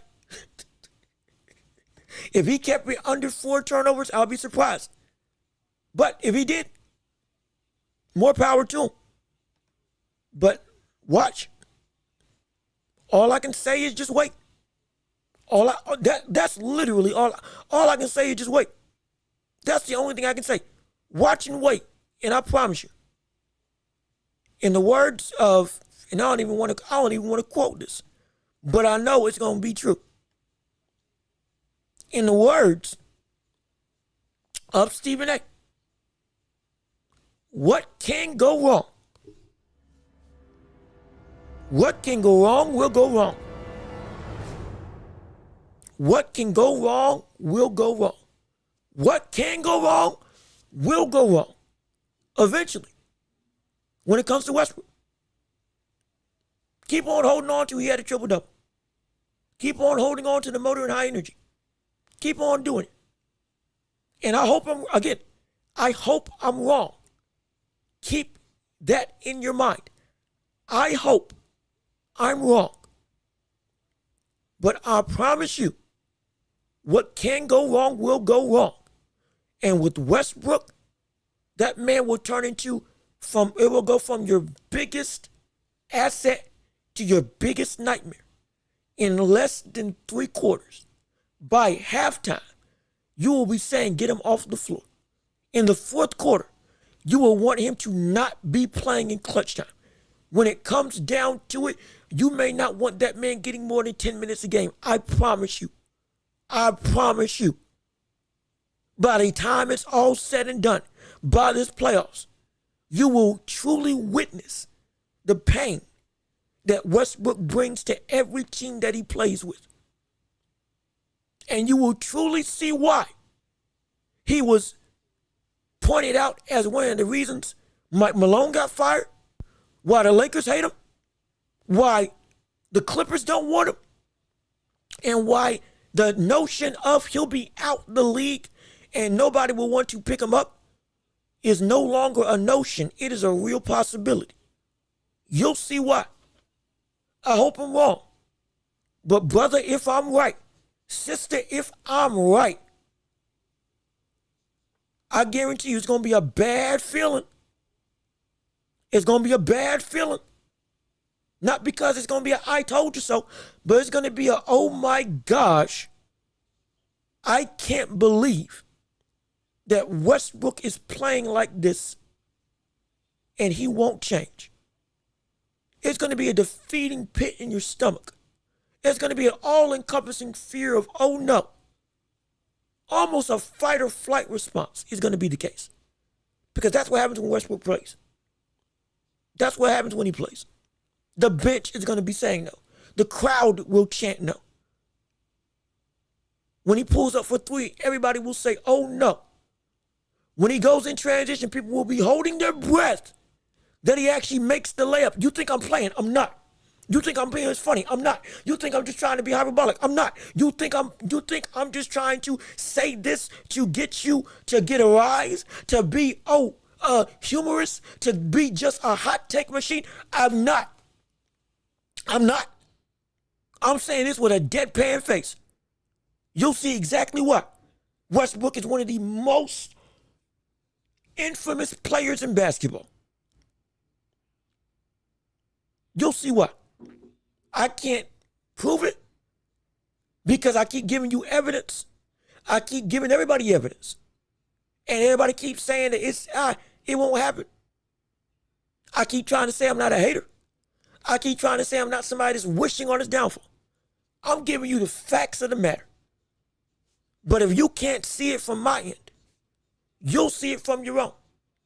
Because when the buck stops, and it's going to stop, you're going to look at what stopped the bus. You're going to look at what derailed the train.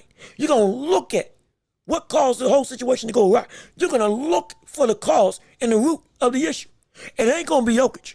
It ain't going to be Jamal Murray. It ain't even going to be Michael Porter Jr. It won't even be Christian Broad. It won't even be the new coach that they got coaching for the likes of the Nuggets in the light of Mike Malone getting fired. It won't be that. You're going to look for the pebble that was in your shoe. You're going to look for the penny that derailed the train. You're going to look for the feather that tipped the scale. You're going to look for the rock that caused the landslide, for the pebble. You're going to look for where the wind came from that caused the tree to fall. And you're going to be able to point in one direction. When it's all said and done, it's going to be Westbrook. I promise you it's going to be Westbrook. I'm almost assured. Guarantee it's going to be Westbrook. And so, are we getting a Welch marathon stream? Shoot, what time is it? Oh my gosh, it's 3 hours. Oh shoot, I didn't even realize. Oh my gosh, you're being just like Westbrook, refusing to listen to what he has to say. Look, I'm not, again, have your fandom. I'm not saying don't support the brother. I'm not, but I also want you to get the full grasp of, even in your defense of the player, which I'm all for defending him, be wary and don't just gloss over the negatives that we are saying are there. Because this is not us trying to outshine or just show you wrong or prove you wrong. I'm simply trying to warn you so that you don't get disappointed when and if this actually happens. Or rather, if, and in my opinion, when it happens. Because I don't want you going back and saying, oh my gosh, how could Westbrook be this way? When I've been trying to tell you he's been like this for the past 3 years. Since his days on the Lakers and the Clippers, and now the Nuggets. And I don't want you to be the fan that stays with him through thick and thin, but blindly accepts what he is. Because you're a fan, you should demand that he's better. Just like with Tank. We do it with Tank all the time. We do it with Canelo all the time. We do it with Boots, Crawford. Every single great box that we talk about on the show, we always say, do what we know you can do. Change when you need to change. Whether it's Devin Haney, whether it's Ryan Garcia, don't matter. If you are going to be great, and if you need to make a decision to change your ways to be the best fighter you can be, you got to do it, and you better listen. Because if you don't, it's going to bite you in the butt. And it's happened time and time again. On this show, it has happened time and time again. Not because I wanted to, but because we called it. Because we called it, it happened. And I'm trying to warn you now, so you understand, if and when it does occur, you're going to see exactly what I was talking about. And it's frustrating because I want Westbrook to be better. And it's just a shame that he ain't. That's the rest of the case that we get in a marathon stream. Look, man, I didn't even know we were going up for 3 hours. I'm so sorry. I got so wrapped up in trying to explain the decision. And I was like, oh my gosh, it's great. Westbrook is a clown. He's not a clown. Let's pump the brakes on that. He's not a clown. I respect him as a man, as a player, as a person. Phenomenal. But in terms of it's self-deprecating, the issues are still there. I like Westbrook. I do. But my like for Westbrook is not going to overshadow the issues that need to be said, because if it's not, he's going to get a pass for playing in such a self-sabotaging way, and we can't do that. Absolutely, I would just ruin the Joker's historic night. See, with the petty play. That was one of many other instances. The Lakers, last season, had many opportunities to be able to improve in the play, in their ability to make and be higher seeded in the West. Yet, it was because of Westbrook that they faltered to a degree, to a major degree. He was one of the biggest plot points as to why this team was so much held back at that point in time. Not just because of Darvin Ham, not just because they did need more roster moves. Though that roster in and of itself, if it was coached right, could have been what we see with J.J. Redick right now. I've been saying that for 2 years. But Westbrook was the root cause that everybody could point to and say, you are messing up momentum. You're messing up offensive flow. Defensively, you're making mistakes. Offensively, you're turning the ball over. I'd rather have LeBron as the full-time ball handler for all of 40 minutes than Westbrook getting the ball for 10 minutes. That's what we were all saying when we watched him in LA. And it ball boded true. That's what we're seeing right now. Don't let the numbers fool you. Because if you actually watch the game, you see the issue that Westbrook is. You see it. You see the problem. And so there's a big reason why his name is Westbrook. Yeah. It's about the team, not the player. And it's like, even with this Nugget squad being so underwhelming from what they were from coming off their championship, and how the rails are just falling off from an internal standpoint when now the coach being fired and all that stuff. Still, they're fourth seed in the Western Conference. With all this going on. Impressive. It's all going to fall for naught when we see that Westbrook is still there. And I guarantee you Westbrook, unless Jokic, again, if it's his last year. In fact, let me make sure. Let me check that real quick. Let me check. Before I even say anything, let me look at Westbrook's. Let me look at Russell Westbrook contract real quick, so I'm not going off of just instances at this point in time. As we look at what Russell Westbrook in his contract is at this point in time. 2024, 2020. Yep, they got him for 2 seasons. They got him next year, or they got him this year, and then they got him next year. And then in 2027, he's an unrestricted free agent. So be prepared that in 2 years, not only could we see Westbrook traded, we could genuinely see Westbrook out the league before 2030. When he should still be able to give some teams a level of production. He could be out the game. Because teams won't want to take a chance on him again. And he's only signing for the veteran. It's 2 years, $6 million. That's $3 million a year. That's the minimum. That may be more than what teams will be worth because of what they're going to put him as for their roster. Understand, if Westbrook was demanding more money, he wouldn't get signed with anybody. If it wasn't the veteran minimum that Westbrook was getting these signed contracts for, he would not be on a team today. I'm assured. Why do you think he signed for a veteran minimum now? It's because he's not worth paying him any sort of real competitive type of salary when it looks at how he plays. If they paid him, there would be a drastic negative. It would be a loss. You take a chance on Westbrook because you're paying him the minimum and say, okay, if it works out, then we can pay this brother $3 million a year. And he plays 27 minutes and gives us phenomenal off-the-bench production as a 6-man, brother, that's a steal. That's a steal any team would take.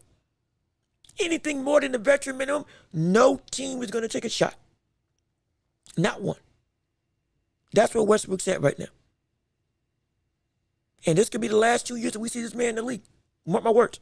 Mark my words. It's a shame. Well, shoot. Is there. And Russ, and here's the thing. Russ is one of the greatest players ever. Smith, you're right. One of the greatest point guards ever. Has had one of the greatest seasons that we've ever seen. Is the staple in the rock of OKC.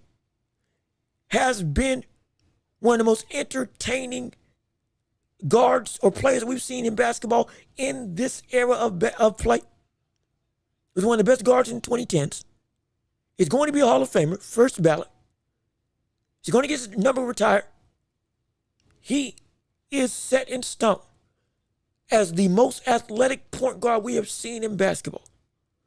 Over Derrick Rose because of both longevity and play style. If we had seen Derrick Rose play longer, might be a different conversation. But the most athletic point guard that we've ever seen in basketball is Russell Westbrook, in my opinion. And his time in the sun when it was hot, brother, it was blazing. Blazing hot. Absolutely stupendous. Dragged a terrible OKC squad after getting stabbed in the back by his own running mate in Kevin Durant, who, mind you, was the actual biggest reason why they lost against the Warriors when they were up 3-1, because Durant didn't show up for the last 3 games in that series when they had him on the ropes and should have been to the finals against Cleveland that year. He folded, and then he left.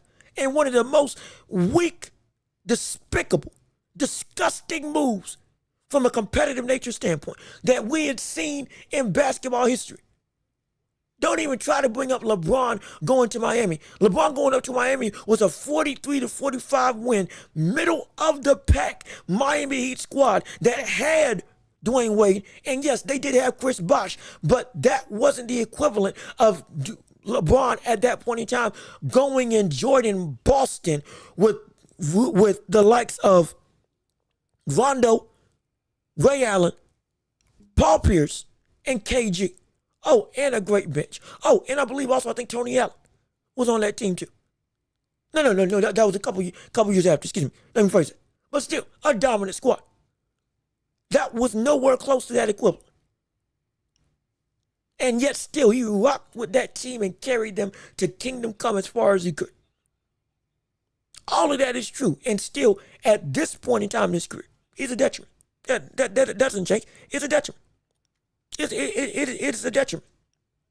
And again, for sure, understand. R. Smith, for sure, and anybody else who is a Russell Westbrook fan, or maybe disagrees with what I'm saying, you have to look at it not from the standpoint of a fan-centric view. You got to look at it from a hoops view. You can respect the legacy and know what they are and understand what they were at their best. And like I just gave love to everything that Russell Westbrook is. All of that I said was completely true.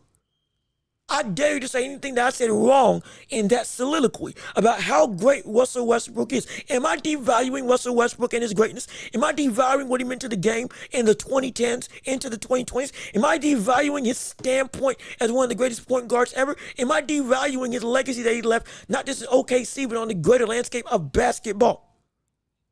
I'm not devaluing that. If you think I am, please tell me. Tell me he wasn't the second best point guard at one point in time, only below the likes of Steph Curry. Tell me he wasn't consistently top 3-point guards in the whole of the league. All of that is true. And you're right. He is that guy. Or he was that guy. And from a legacy standpoint, yeah, he was that dog.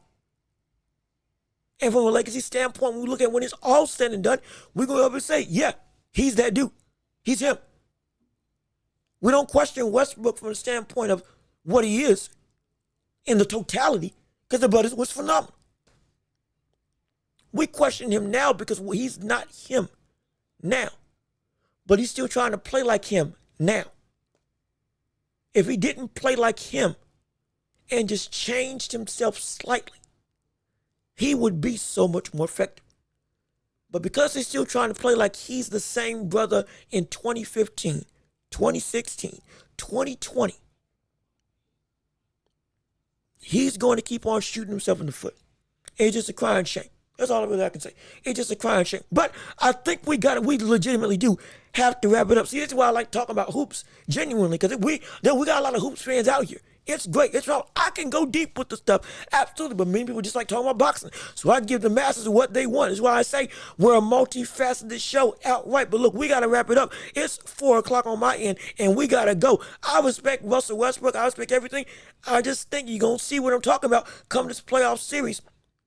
Starting this week, exactly why it's a problem. Go watch the WBC Grand Prix as it comes through, or as it comes up, as it's on right now on YouTube. If you can catch it, some great fights are going on. You'll be able to get some unknown stars that potentially be shown through this Grand Prix. But we gotta get out of here and we gotta go. So with all that being said, hey, this has been another episode of The Welch Report with me, John Luke Welch. Thank you so much for tuning in and listening to the show. We appreciate your time, energy, effort, all the chats, all the comments, everything that you all bring to the table. We appreciate it. Absolutely. We're going to be back on next week to cover the world of sports and beyond with you, as we always do. We appreciate your time and effort. Leave a like on the stream before you leave.